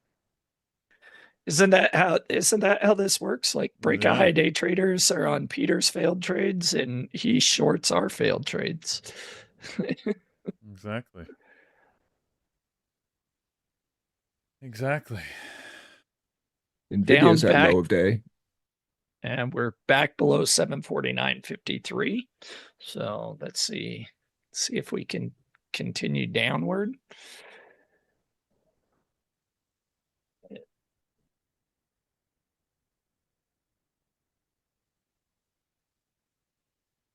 We're Hood is continuing higher here, one way or the other. So, what were you trying to trade there, John? Marvell. Marvell. Oh yes, good old Marvell. Oh yeah. Marvel. Marvel the comic. Maybe that's Marvel. why I call it Marvel. Marvel. Marvel. So I hope we were all saying it wrong because a company shouldn't choose a name that obviously leads to confusion right from the start. Or maybe they had the name first. I don't know how long they've been in business for. Could be that they've had that company name for like 50, 80 years or something. True. yeah. True. But when did Marvel Comics come out? Like, wasn't that like in the 50s? 60s? I don't know. I mean, they do have two L's, so we got to give them that. Yeah. They weren't trying to create True. confusion necessarily. Let's see here. Candy, yeah. I mean, if your strategy doesn't work in kind of a range bound neutral market, it can definitely be a struggle today. So SpaceX will go more high, possibly. I am a long-term holder in SpaceX, so. But right now, I want it to go below 135 so I can buy more. And then it can go back up. I want people to panic sell. I think people are just happy buying it on every single drop. It's founded in SpaceX, 1995. SpaceX traders will have the same They've been 30 mentality years. as crypto traders, Marvell where has it's been all around, but Yep. so before the comics became popular, I guess I can say that. But. Do you have Eamon, Peter? We'll get him in here. I do not. Hey, yeah. Peter, this is a good story. You want to hear this? Okay, I love good stories. Absolutely. Marvell Technology was founded in 1995, Santa Clara, California. But the founders chose Marvell because they wanted to create products they considered marvelous. Oh, I see. So whenever you trade Marvel, just think marvelous. Like I took a marvelous drop on my long on Marvel. I see. Marvelous is a word we don't use much anymore. That's a good word. Marvelous. You know, who says that anymore? That is true. Not very many people True. say that. I'm bringing it back. Okay. You let's see here. We can get Eamon. I'm lucky. Are you sharing a screen, Eamon? No? Yes, I do. Let me share it one more time. I just reshared it. There it is. Now I can see it. Okay. Now we got it. So there you are. All right. So what have you managed to trade this morning? What's while you've been gone? Oh, I took Tesla, but I did not have any follow through, and I had small issue on that trader. I don't know if it's just me or everyone again, because I had the limit order at 403.20ish. It was sitting around here for a long time. Then I sold it with a market order. I mean, no follow through or anything. I had PLTR. Look at this long. Again, no, I panicked with Tesla. I thought that we had the same issues yesterday. Mm. Oh, did he freeze or did I cut him off? I think You he cut froze. him off. I don't think I have the Oh, ability he's to do frozen. that. Yeah, He's frozen. All right. But we do have Kyle here. Hi, Kyle. I can't hear you, Kyle. I can hear you. I Oh. can hear you, Kyle. Oh, you can hear him? Why can't I hear him? Yes. Oh, maybe it's me. Hold on. Let me check some settings. There you go. It's me. There you go. Now you're good. I had a really nice 5-minute opening range breakout on Hood today. I'm having serious FOMO. Brian and I in the chat had the same trade on, and I got out at VWAP just around 10 o'clock, and I've just been watching this thing go, and I'm feeling some kind of way about it, but that's okay. It is what it is. What are you gonna do? Uh-oh, we're losing the ship here. How's the chat doing? We got, I got you. I'm trying to figure out what's going on with Eamon. That's okay. He must have had because his cat came across the keyboard. Yeah, maybe because his screen is also frozen. So he's so it's not just his camera. Eamon was a good man. He was. All right. Well, I was even thinking about adding back in on Hood, but I just didn't do it. That's the thing, like kind of when you have a green day after a little bit of a losing streak, you just don't want to give it back. And like we were talking about yesterday, so I've had 2 green days in a row after a pretty bad losing streak, but I was gonna get back in, but I just never did. And a 1-for-1 kind of day I still feel good, and yeah, you just watch it now, and you can just journal it later, take a screenshot of it, and just think what could have been. What? What could have been? What could have been? I'm not really watching anything else right now. I was kind of looking at SpaceX, but I'm just sitting back. I just had some eggs. I'm drinking a coffee. I'm just kind of watching the party here. It was random. You just had some egg. Well, okay. Well, my wife brought them in, so I had to eat them. You gotta have those then. If that's right. It's only 9 o'clock here, so it's still kind of breakfast. Oh, I see. Did you take any trades today? Did you take Marvel? No, I did not. I'm actually Hood looks like it hit a top, and I'm actually trying to short it here right now, and getting that working, so that's good. What was your entry at 11:05? That last candle there. 105. No, 105.25. That's my guess. 105. Yeah, 105.02 is actually my actual priced entry. Okay. So, very nice. We got W now. But anyways, and let's see. Oh, now of course now it's right back up. So it's not going to give me a break today by too much. I know Andrew had a really nice short on SpaceX. He rode that. He did. He did. He was in that thing for like 25. I think he's actually still in it, to be honest. But oh, there he is. How's everyone crazy short? Yeah, there you go.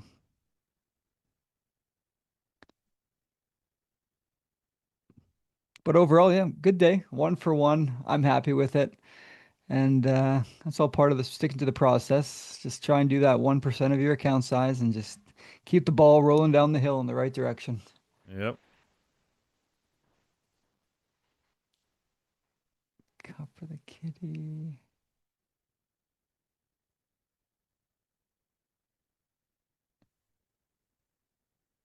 You're still in it? Still in hood. Yeah. It's unfortunately coming right back to coming back up again. But I don't want to give it too much room because I was trading it earlier and it wasn't cooperative. It looks like it wants to drop here, and the It orders does. look stacked downwards at this point. So I just need. How about some big market weakness? That would be good for me, anyways. There's a really big order. I don't know if this just came up at 103.25. It's a bit of a swing, but there's 20,666 shares. The ATR on Hood is $6.12. So it made a pretty good move this morning, but I mean, I think you're in a great trade right now. We'll see what happens. Need some help from the Qs, but it looks pretty good to me.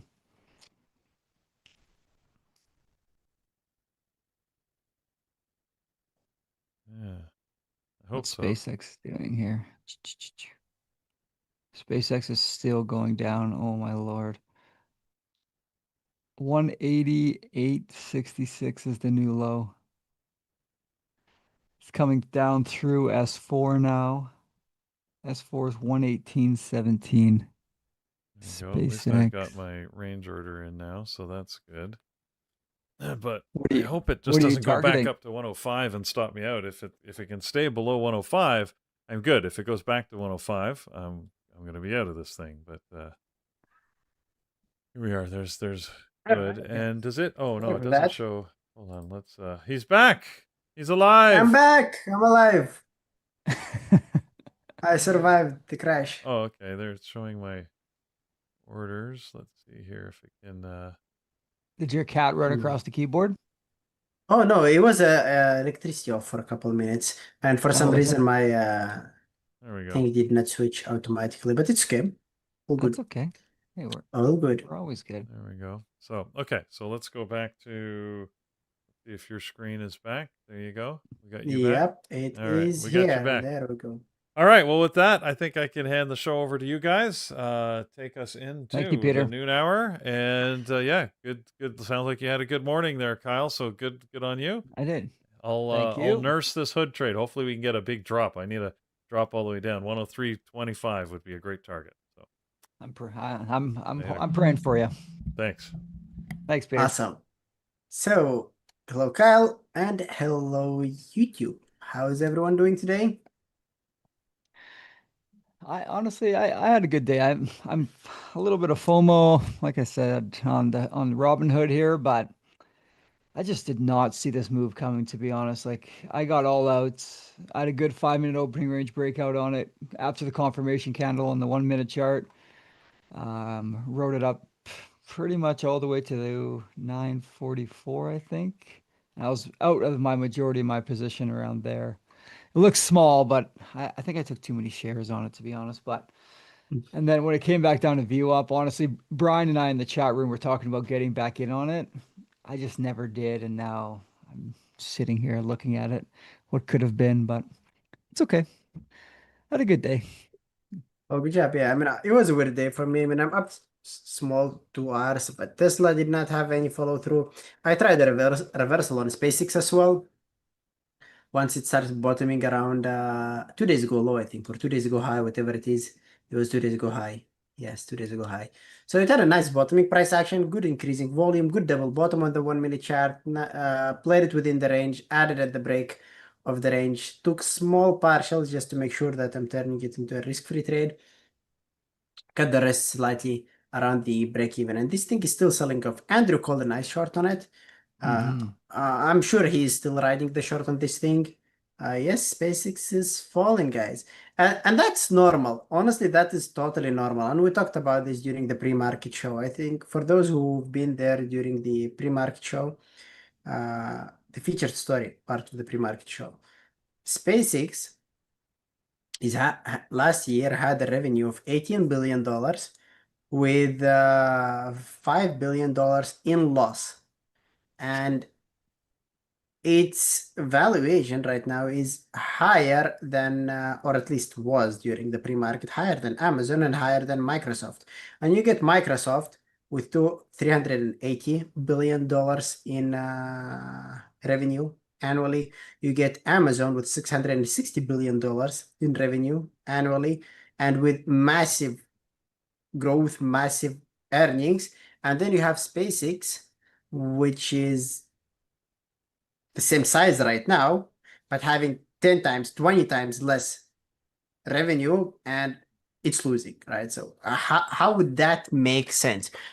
Simply because people are trading the hype, trading the momentum. That's the main reason why it was squeezing to the upside. I'm not saying it's a bad company. I'm not saying it's going to go to 0 or to 1. There is huge potential for this stock, like really huge potential. A lot of traders are seeing it. They believe in Elon's vision, and there are huge plans. And Elon is not the guy who is running after money. You can tell that the guy just literally, uh, he's literally the first trillionaire in the world. And Peter mentioned it yesterday. He makes other billionaires look poor. So it's not about the money for him. He has a vision and he wants it to happen, and I think it will.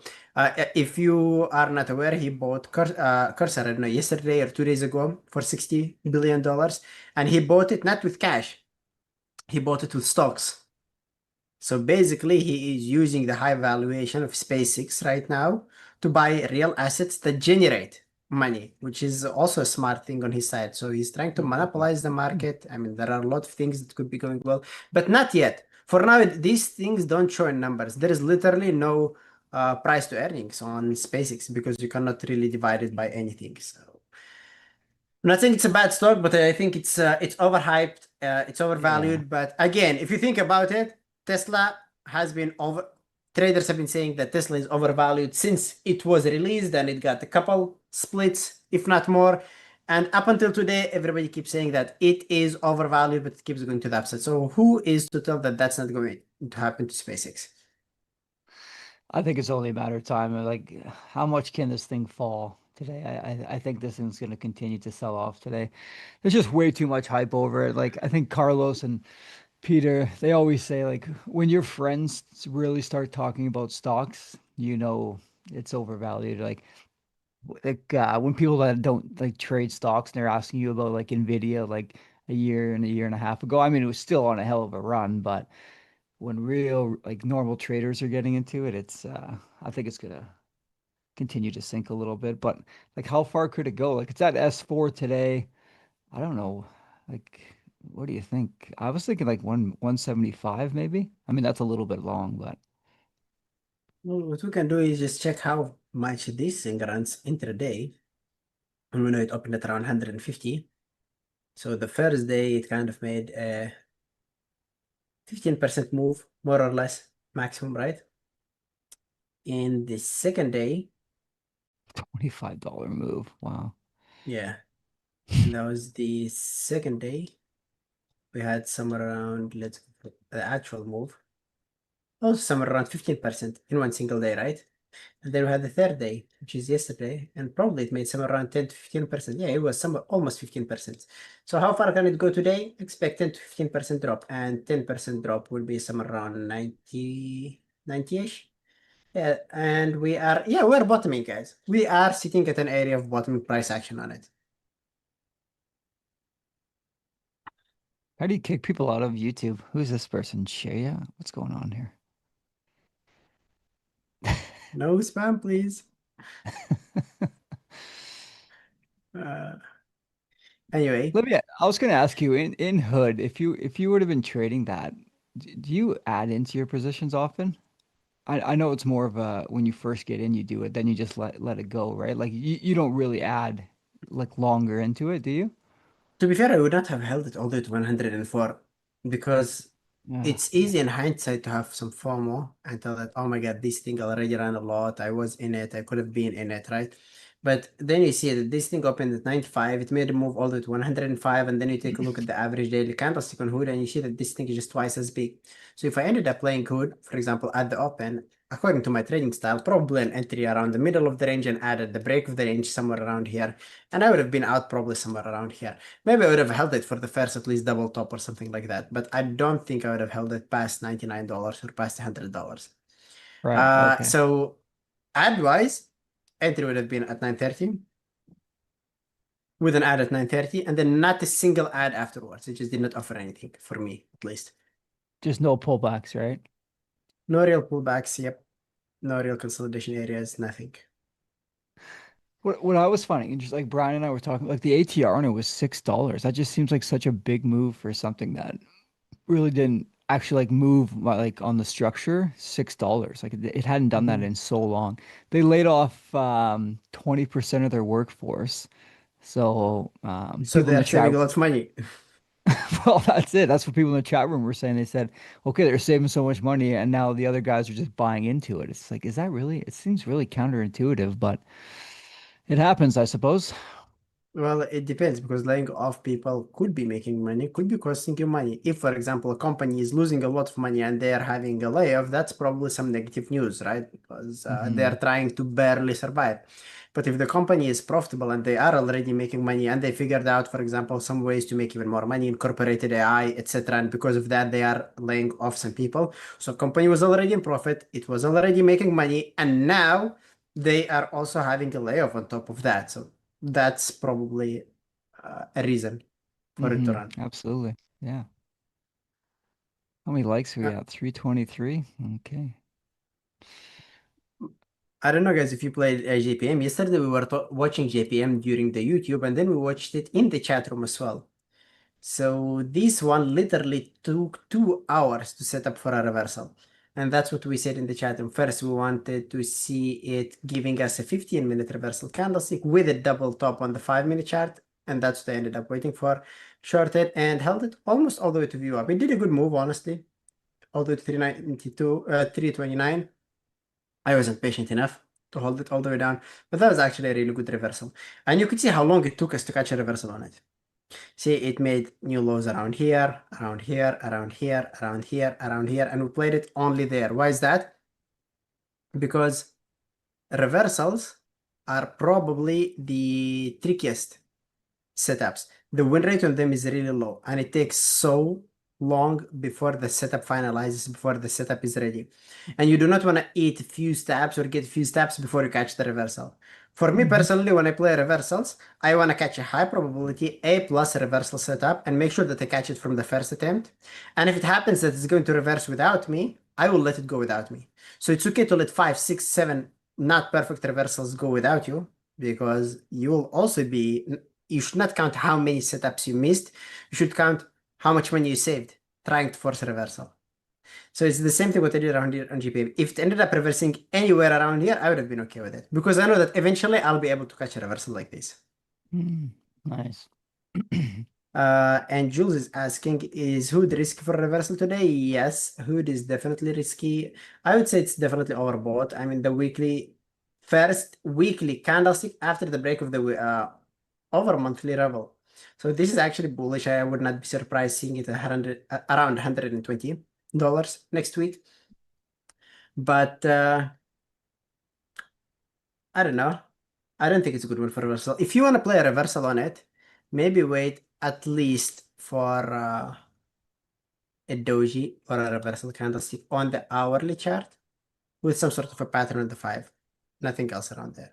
There's there's still quite a few, like 106. I mean, nothing too crazy, but 12,000 shares at 106, 13,000 at 108. But it's already punched through its ATR around $6. But I mean, let the price The action relative tell you. value is also something to keep an eye on, right? Right. And normally when the price has a high relative volume, it could make moves way past the ATR. And we have relative volume of 177% on Hood right now, which means that reversals are going to be tricky on it. There's only one real big order to the downside. 104.30 is 20,000 shares, but yeah, I wouldn't touch this for a while. This is one of the times when you just sit back and watch it and just let the candlesticks tell you a story and just keep reading the candlesticks and just Hey, be boys. patient with it. You may feel a slight tingling, but we're going to merge the streams. Merge the Okay. streams. So we're going to get you guys into the chat room as well because Paris is on vacation. Okay. So if you can join on the microphone in the chat room, and then I'll get Sure. this. Yeah. I'll get the screen in there. Sure. Should I join now? Because I see Yeah. Andrew there. Yeah, he said he's just he's got to go, so Mhm. he's cutting things off. We'll get you guys in there. Hey, Andrew. Hello, chat room. Yes. All right. Thank you, Andrew. Hello, chat room. Kyle is going to join us in a second. Peter is here. Yeah, just want to make sure we're getting things going. Hello, everybody at Bearable Traders. All our friends on YouTube are out there. We've got everybody merged together here. One big happy family. Beautiful. One big happy family and two chats to keep an eye on. Hello, beautiful people. Okay. Let's see if I can do this right. All right.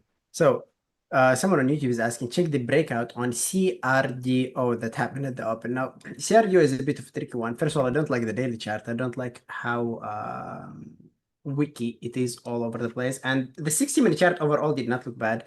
I like the fact that we had a range on the hourly chart sitting around the bottom of the consolidation area, which means that we can bounce to the upside.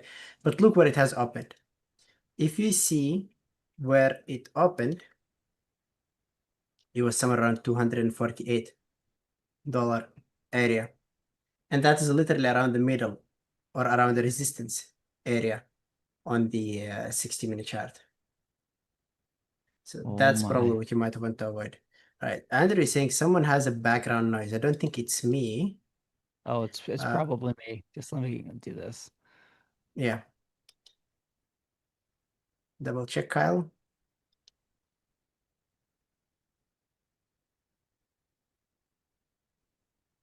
Guys in the chat room, how is my audio? Any noise there?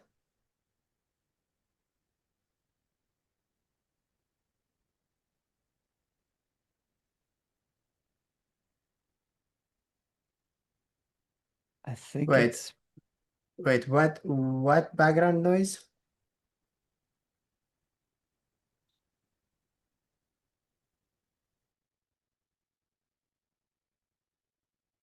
Wait, let me choose. Okay, I think maybe it's if there is a fan or AC, it's probably the computer, and it's probably because I'm using the wrong microphone in the chat room. Let me check that. Oh yeah, I see. The input device is using the camera. Yeah, give me a second. I'll just change my input device, guys. Guys on YouTube, do you also see here background noise? Because I need to make sure if it's No, you sound both fine. ways. You sound fine in On the YouTube. yeah. So it's only the chat room, right? Yep. All right, we'll fix the chat room now.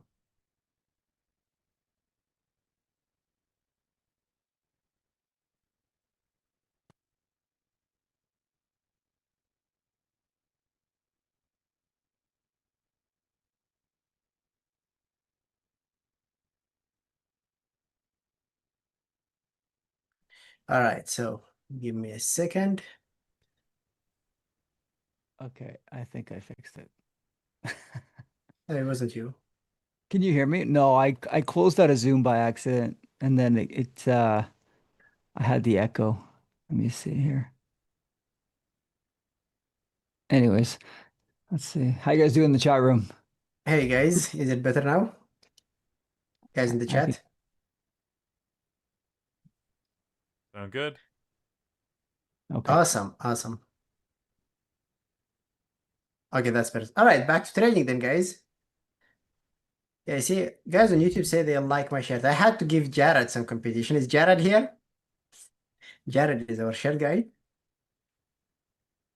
Peter had a fancy shirt yesterday. So today Oh, it was my turn. Jared, I have how a do you like fan. my shirt? Do I have your approval? Do I have your approval, Jared? I have a fancy shirt for you here. All right. There you We're go. turning BBT into a modeling agency. Let's see. Awesome. Are you watching anything right now, Eamon? Are you looking for a short or anything?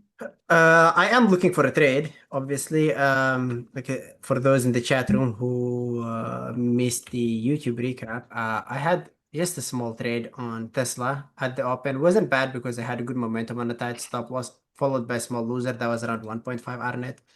I had a reversal on SPCX, which also was okay. I mean, I wouldn't say it was anything big. I made no money, honestly, on it, almost nothing. And I had a trade on PLTR, and PLTR, I just insta closed it, panic closed it. I had small issues getting filled on Tesla. I thought we had an issue similar to the one that we had yesterday on Dash Trader, so I instantly closed it around the break-even area. But the idea on PLTR actually worked out nicely. Now I am looking for a trade. I'm not really sure what exactly we're going to trade. SpaceX looks like it is bottoming around here. We did this breakdown on YouTube. If you see how much SpaceX was running per day, we're exactly at that value right now, around 15% a day from the bottom to the top or from the top to the bottom. And right now we've sold off somewhere around 12, 13%, I guess, since the high of the day, not since the previous day close. So I think this is a bottoming zone on SpaceX, but we do not want to play it for a reversal simply because we're around a bottoming zone. Now we need to see a reversal setup. Double bottom, 15-minute reversal candlestick. We'll see what we're going to get. I'm not going to rush it, but SpaceX is the one that I'm watching right now. Hood continues to run up. It's at 106. New high of the day is 106.48. Good Lord. I had this shirt made actually, just at a local print store. Yeah. Oh, thank you, Chris. 106.50. Thank you, Imran. Show us again this fancy shirt of yours. Oh, mine or Yeah, or yeah, Eamon's? yours. Yeah, No, don't be shy. yours It's is you. the It's fancy one we you. want to see. Look at that. Look at And it's that. got the trading terminal logo. Market Atlas Right. never lies. Nice. Some days, but not most days it doesn't. Yeah. I'm having serious FOMO on this hood trade. Good Lord. My Well, initial entry was I never would have held it this long anyways, to be fully transparent, but my initial entry was 98.31. And then I was all out at 101.30. But good Lord, what a nice move. It's okay. You make your money and just continue on. Just be in the chat room with you guys. yeah, so do I. We have also Amazon, by the way. Amazon is another one that is also interesting for a reversal. I love that it looks like it is finally bottoming. We started having these weeks from 10:30-ish, more or less. I think I need to get my Epic Pen because the cursor is not visible on the screen. So let me just pull it out. But you'll see that we are started to having these weeks starting here, 10:30-ish, 10:45, a new bottom, and this looks like a trap. So we did break the low of the day, and right after the break of the low of the day, this thing got inside the range. It's promising, looks good. I'm not really sure I'm ready to go for a reversal on it. I think it needs a bit more time to set up. Let's take a look at how Atlas looks on Amazon.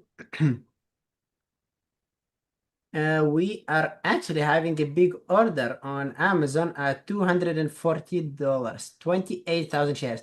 And look at these guys. This is actually so obvious and so beautiful. If you take a look at the whole L2 area around here, no massive orders. The only big order that we have is sitting at $240, 28,000 shares. And I think that after we fill it, it's going to be ready for a reversal. This is one of the obvious signs for reversals. When you have a lot of stairs below, that's a bearish sign. This thing could just keep selling off all day or maybe more than that. But when you have nothing except for one single order, that's actually a good sign. Now, it might make a pullback and then grab it. And if that happens, I'm not going to be watching it for a reversal. But if it grabs the 240 and recovers up, I might consider a bounce on it. Are you watching anything, Kyle?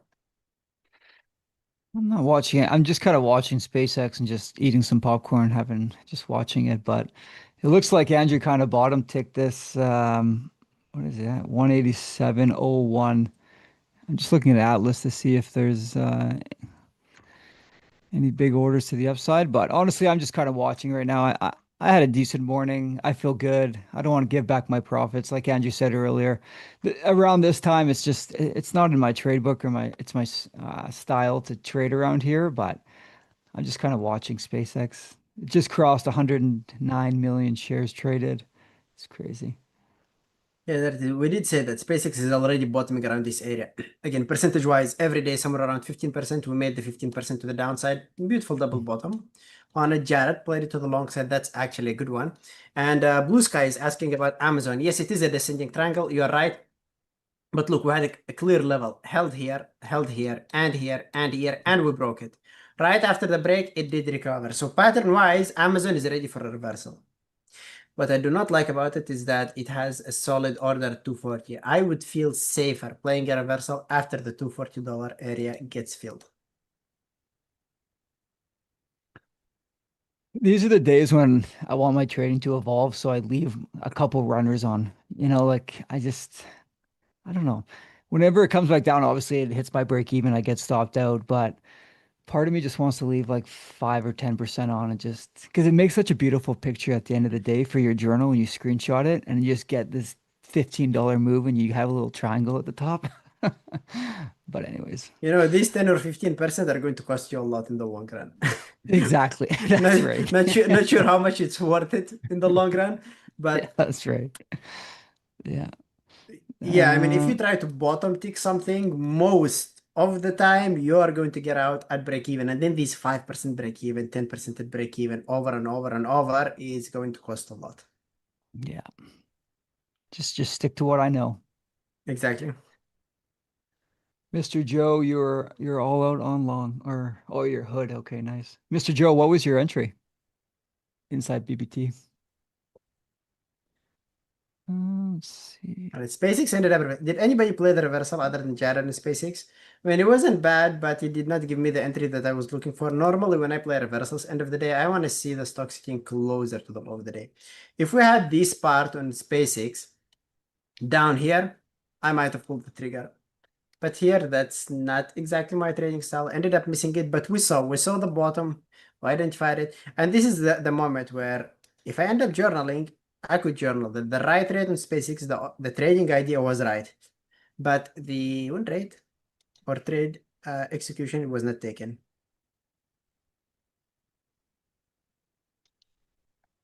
The news is at 2 o'clock today, right? FOMC. Yeah, but the press conference is going to be around 2:30, and I think what's going to move the price is actually the 2:30 moment. Okay.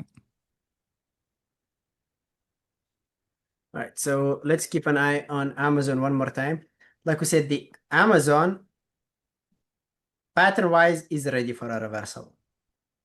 Huge drop, beautiful bottoming price action around here. Fake breakdown, and we did call it like a few minutes ago. And if you are long in it, probably you want to exit most of your position around 241, 241.50-ish. Will this one make a big reversal? Probably not. Like I said, since there is a big order down here, 28,000 shares, probably it's going to go all the way down and it's going to fill it. The real question is when, after a small pullback or after a bigger pullback. But I think that the real reversal is going to happen after we get these $240 shares filled. These orders just keep popping up on Hood. Hood has another 108. There's now 12,000 shares. This thing is insane. Oh well. Elijah, what was your entry on Hood? Even on the 15-minute chart, Hood looks just amazing. Just no higher highs. Look at that. Oh, love to see that.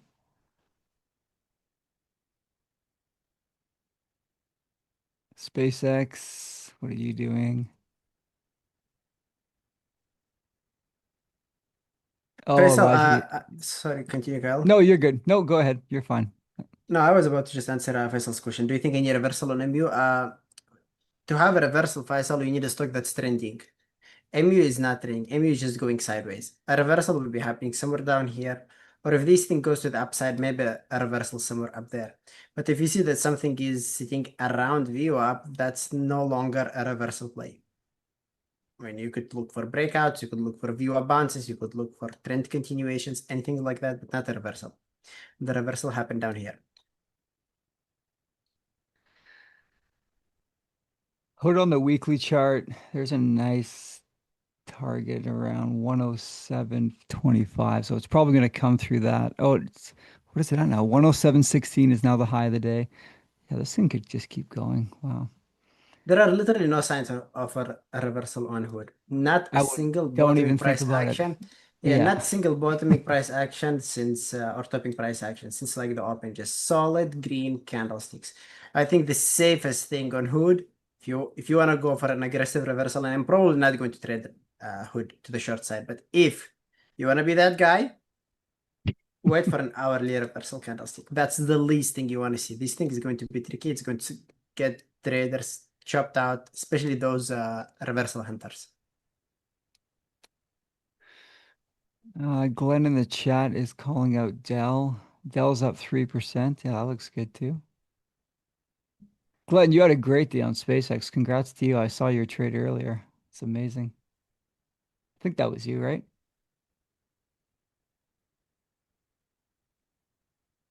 Imran, Yeah. Atlas has orders from Nasdaq, only Nasdaq. So these rows that you see around here are Nasdaq rows. 9K, Glenn, amazing job. Congratulations.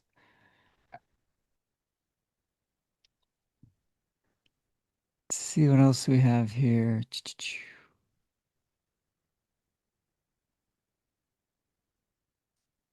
Well, the semiconductors didn't do too much today. My good buddy Rigetti Spaghetti didn't do much. I was trading that so much over the last in a couple of my funded accounts. I probably traded that thing at least 40% of the time. Looks like just garbage day a little bit. Let's see. SpaceX looks like it's moving a little bit higher. There is now, let's see, a big order back at 195, 65,000 shares. Rudao, it's too late on SpaceX. We did call a bottoming price action on it around 87. The double bottom happened around 190. This is an area where people will start looking in profits. Yes, 2 days ago high, yesterday's low. These are zones to lock in profits. So and honestly, it's definitely more bearish than bullish. We had a big drop on the 30-minute chart. So this thing needs to pull back before the continuation. If you end up playing it to the long side around here, you need to have at least this as your stop loss. And that's a horrible risk to reward ratio, especially if you're going to go for a VWAP as a target. Past VWAP, realistic, but unlikely for reversal plays. So it's too late already. Definitely long, at least for a bit more. But I don't see a good RVR on it. This is where I've gotten in trouble in the past, is chasing it at this point. Like Eamon just said, that the double bottom, like that would have been a nice entry around probably like the 11:30 candle was real nice. And you could have taken a partial after it pushed up through yesterday's close, and then you would have survived this pullback. But if you're getting in around here, like he said, the risk to reward, it's dangerous. But I mean, the orders are stacking up nicely. You can see on level 2 right now. 420, yeah, and it's going to come through 195 for sure, at least. And now another 20,000 orders just showed up on Market Atlas at 200. So there's now 114,000 shares. So we'll see what happens. Yeah, 95 is definitely going to be hit. I agree with that. 95 is going to be hit for sure. But then just keep an eye on higher highs and higher lows in the 5-minute chart. I do expect it to make a new 5-minute low. But this new 5-minute low would not mean that this thing is going to sell off. At the same time, it's not going to mean that it's going to make an ABCD pattern to the upside. I think the reversal play was down here. Jared caught it, few members caught it, good job. At this stage, if you had a long there, you should not be worried about the first pullback on the 5-minute chart. There is a chance that it's going to make a higher low and continue to be up. But if it ends up double topping somewhere around the 20 moving average or I don't think the 50 is going to catch up, but if it ends up double topping somewhere around the 50 moving, around the 20 moving average, that's where we might start forming the reverse ABCD pattern on the 30-minute chart. Now, talking about a short, this is already an overstretched stretch for SpaceX. So even if it gives us this double top on the 5-minute chart below the 20 moving average, and even if you end up playing it to the short side, you're not going to have a big move on it. Maximum you can get probably 188, maybe a fake breakdown below the low of the day. So if you are looking for a strategy on it, wait for the M shape, short into this area and then this area. If you are looking for a long, forget about it. It's already too late. Those who got it there, they are good. They're on the safe side. They could hold through the pullback. If it continues going all the way down here, that would be a break even. If it double tops, then it could offer a short play. That's my thought process on SpaceX, at least for the next 15 minutes. We'll see what changes after that. We just have a couple questions inside YouTube. Oro's just asking, hey Kyle, I remember you saying that you stopped out or you stopped entering trades before the first 5 minutes. Can you explain why? I just blew up too many funded accounts.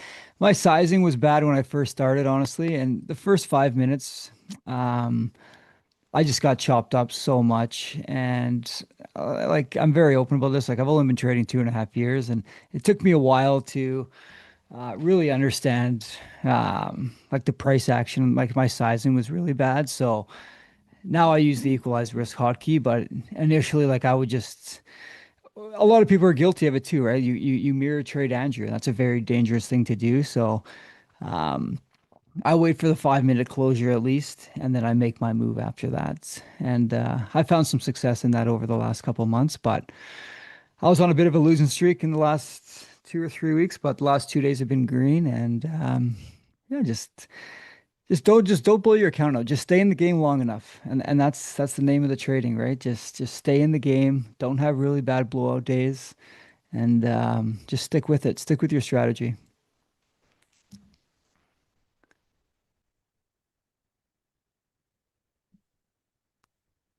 Melanie, you're right. Reversals are tough to nail down to the penny. That's why you just need patience on them. I think I have the highest success rate trading reversals midday, more than the breakouts. If I go through my most recent trades, this is JPM midday reversal, which was a winner. Tesla, which unfortunately was a loser, but it was a really good play in my opinion. Then we go for another midday play, Meta, which was also a winner. And then we can go for another midday play. This was kind of a continuation, but it's reversal, which also was a winner. Then we have ARM, another midday play, which also was a winner. Here we have NVDA, which was one loser, but then we'll have another one, NVDA, which is a good reversal, right?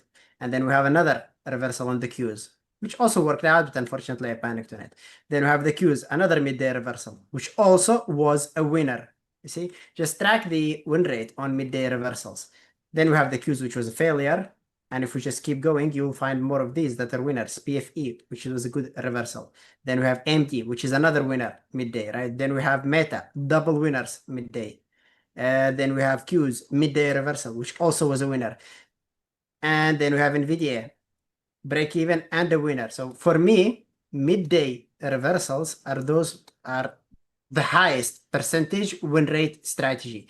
And it's not because they are easy to trade. It's because when they happen, they are obvious, and because they are, in my opinion, they're the most systematic strategy. You literally want to see 1, 2, 3, 4, 5. Everything is there. You take the trade. But the biggest issue about playing these reversals midday is that you need a lot of patience. Yes, Melanie, you're right. They take a lot of time before they set up. And you will have a lot of FOMO in between. There will be so many moments where you'll feel like, okay, this is the moment. It is about to work right now.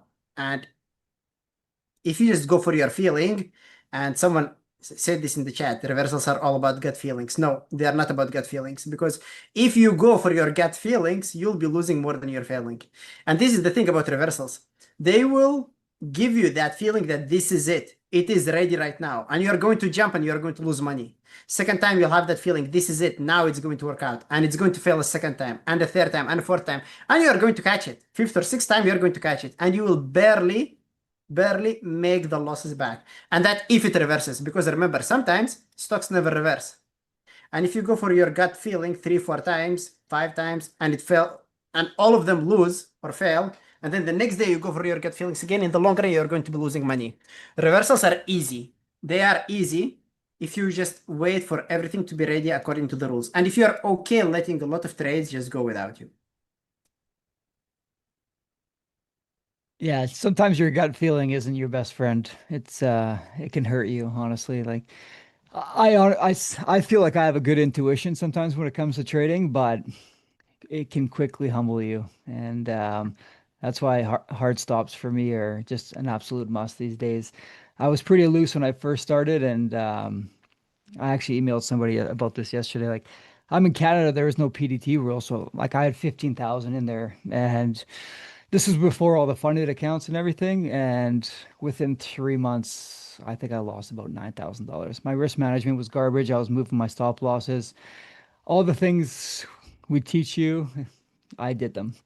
And that's why the funded accounts have been so good for me, is because it's taught me how to trade properly, and just showing up to this community it's been really good for me. And honestly, like working alongside Eamon, he's really opening my eyes. Like, I have his book, I'm reading his book, and it's really helping my trading out a lot. So that's why, like, for anyone on YouTube, like, being inside the Bearable Traders community is unbelievable. Like, there's so many like-minded people inside here, and the chat room's great. You can message each other and just ask about strategies and everything like that. So I encourage everyone to do that, because that's what it's there for. Thank you, Kyle. You're the best.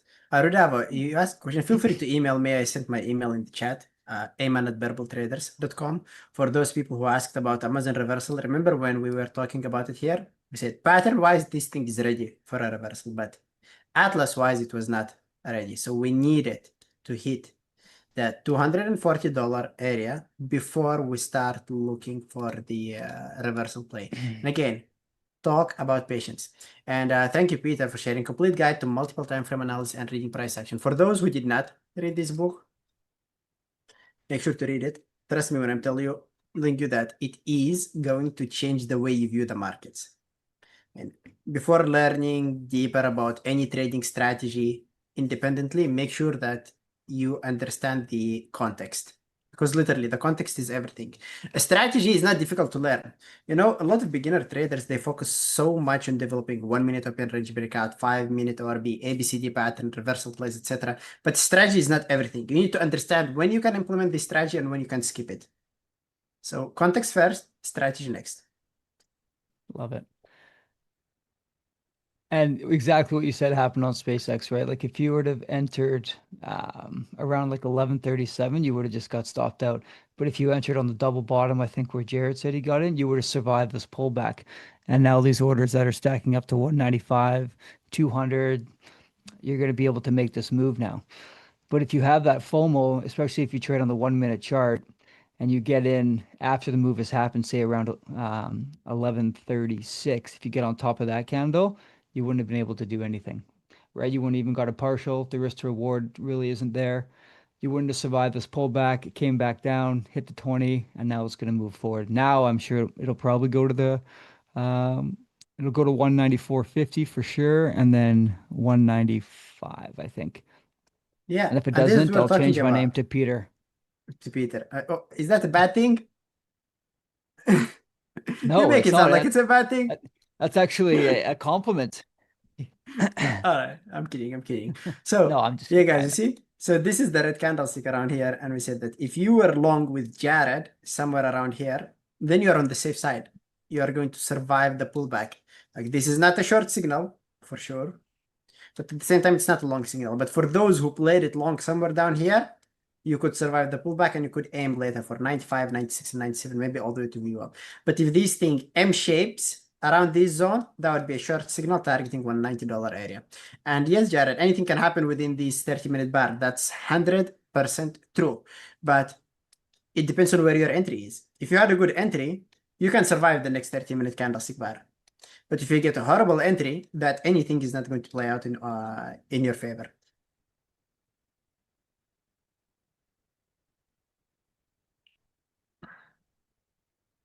And now we just wait.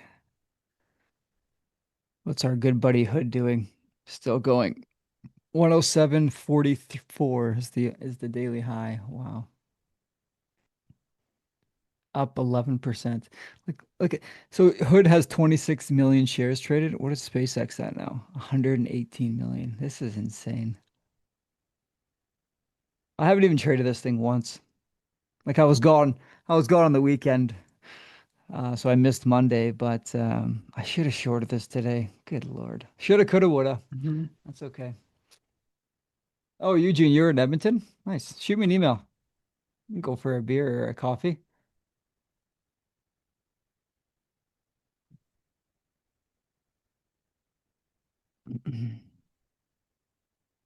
All right, so we're having Amazon slowly bottoming, but again, we need it to sell off. I want to see it hitting the 240 just to feel safer about it. So we can still ignore it for now.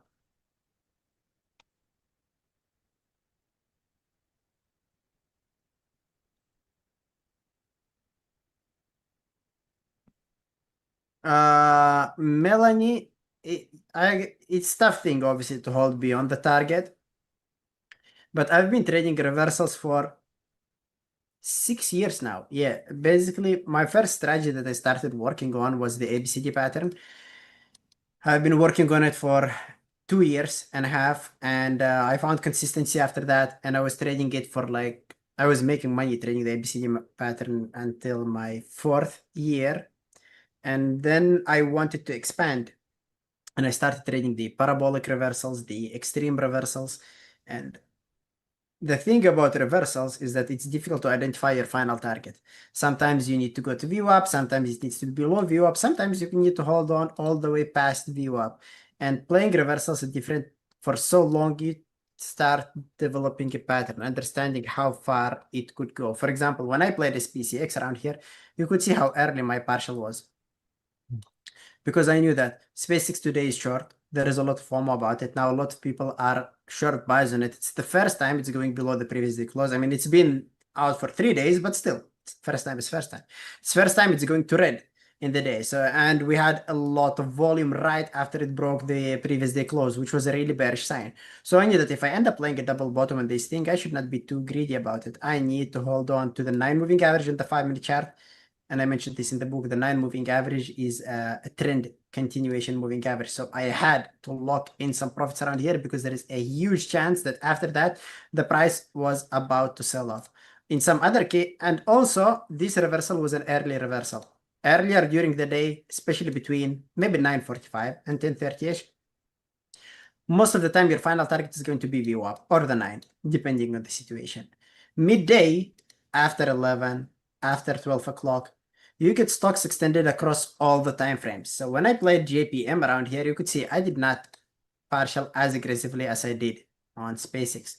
I held through pullbacks. I did not care about all of these because I see that the time frame that's extended now is the hourly. On SpaceX, the hourly just started the move. On JPM around here, the hourly is overstretched. So I knew that I could hold on for longer. So to identify what is your final target, check what time frame is extended, what time frame is stretched, and base your target based on that. If you struggle after that, then I don't know what else to give you. Like for me, the easiest way to identify the final target is seeing what time frame is extended and use that as target and respect it. Just exit at it once it hits it. Michael's asking, how many years did it take you to become profitable? It took me 3 years to become consistently profitable. 2.5 years, but 3 years to actually get confidence that my trading style is working and I'm finally making money. It took me around 3 to 6 months of consistency to believe that the system is working. But you see, the issue is that I had to develop my trading strategy on my own. Back in time when I joined BBT, it wasn't what it is right now. No educational material, not many moderators, not many people to answer your questions. So I had to develop everything on my own from scratch. Now you have courses, you have webinars, you have different moderators. You can ask us any questions. You have the bootcamp. So I'm not saying that 3 years, it's going to take you 3 years simply because it took me 3 years. I've worked with some people who made it in 3 months, but those people who made it in 3 months had at least some prior experience, at least something. But it's so rare to make it in 3 months. If I go through all of the people that I worked with, and I think literally not a single moderator at BBQ worked on one-on-one with as many mentees as I did, over 300 mentees. If I go for the ones who made it to consistency within 3 months, it's handful. I can count them, my fingers, like 5, 6 maybe. The normal 6 to 1 year. And if you're doing it on your own, I think you could give it a normal average of 2 years. But even that doesn't mean that you're going to make it to consistency within 2 years, because there are people who struggle for 4 or 5 years. So if you've been trading for 4 or 5 years and you're still not consistently profitable, it doesn't mean that you need to give up and you're just never going to find consistency. It's going to click. But it's also a matter of discipline, because to find consistency, you need two things. You need one, a system that works, and two, you need discipline to follow the system that's actually working. So first, work on the system, backtest it, and then stay disciplined working on it. And you know, guys, I'll tell you one thing just for the future. Sometimes you take trades feeling that it's just one attempt. I'm going to give it a try, and if it doesn't work, what's the worst case that could happen? The worst case that could happen is -1R. That's true. And if you have one mistake like this per week, and again, this is just based on all the stats for the people that we work with. If you make one mistake like this per week, by the end of the month, you could be green, but slightly kind of in the green. If you make 2 mistakes per week, like, you know it's a mistake, but you make it not once a day, not twice a day, like twice a week, you're going to be stuck around break even. You're going to be a trader who is stuck around break even. So you literally should not make more than one mistake per week. And even one mistake per week is too much. Why is that? Because if you take a horrible trade that you know you should not take, it could cost you -1R, and that would prevent you from taking another trade. And I'm not telling you that the next trade is going to be a winner, but it could be a winner. It could be a winner that's going to be 2 or 3 Rs. And now it's not only -1R in your PNL, it's -3 or -4 difference. See? So it's literally about discipline, not making mistakes. Making 2 mistakes per week, you're going to be stuck around break-even. So you literally need to work on that discipline. There goes SpaceX. Just push through with some good volume there, Jared. Big old 30-minute green bar.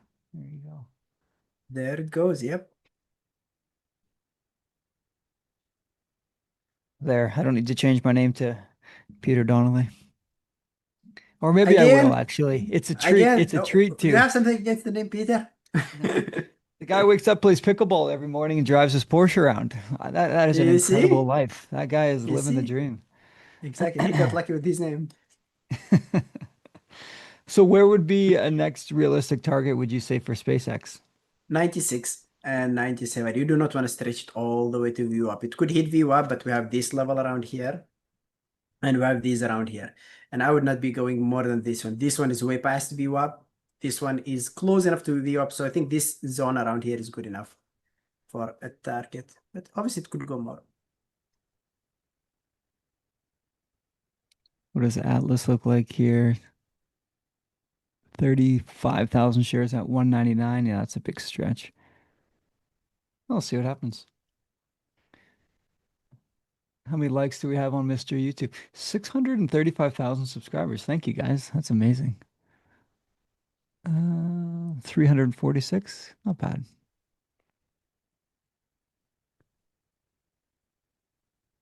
All right, guys. So we are at 12 p.m. Eastern. So guys on YouTube, thank you for hanging around with us. If you get any questions, feel free to email me, ayman@bearbletraders.com or kyle@bearbletraders.com. And we'll be back again tomorrow at 11 a.m. Eastern, and I will be headed back to the chat room now. Thank you, Kyle. Thank you, YouTube. Thank you, Eamon. Have a good day, guys.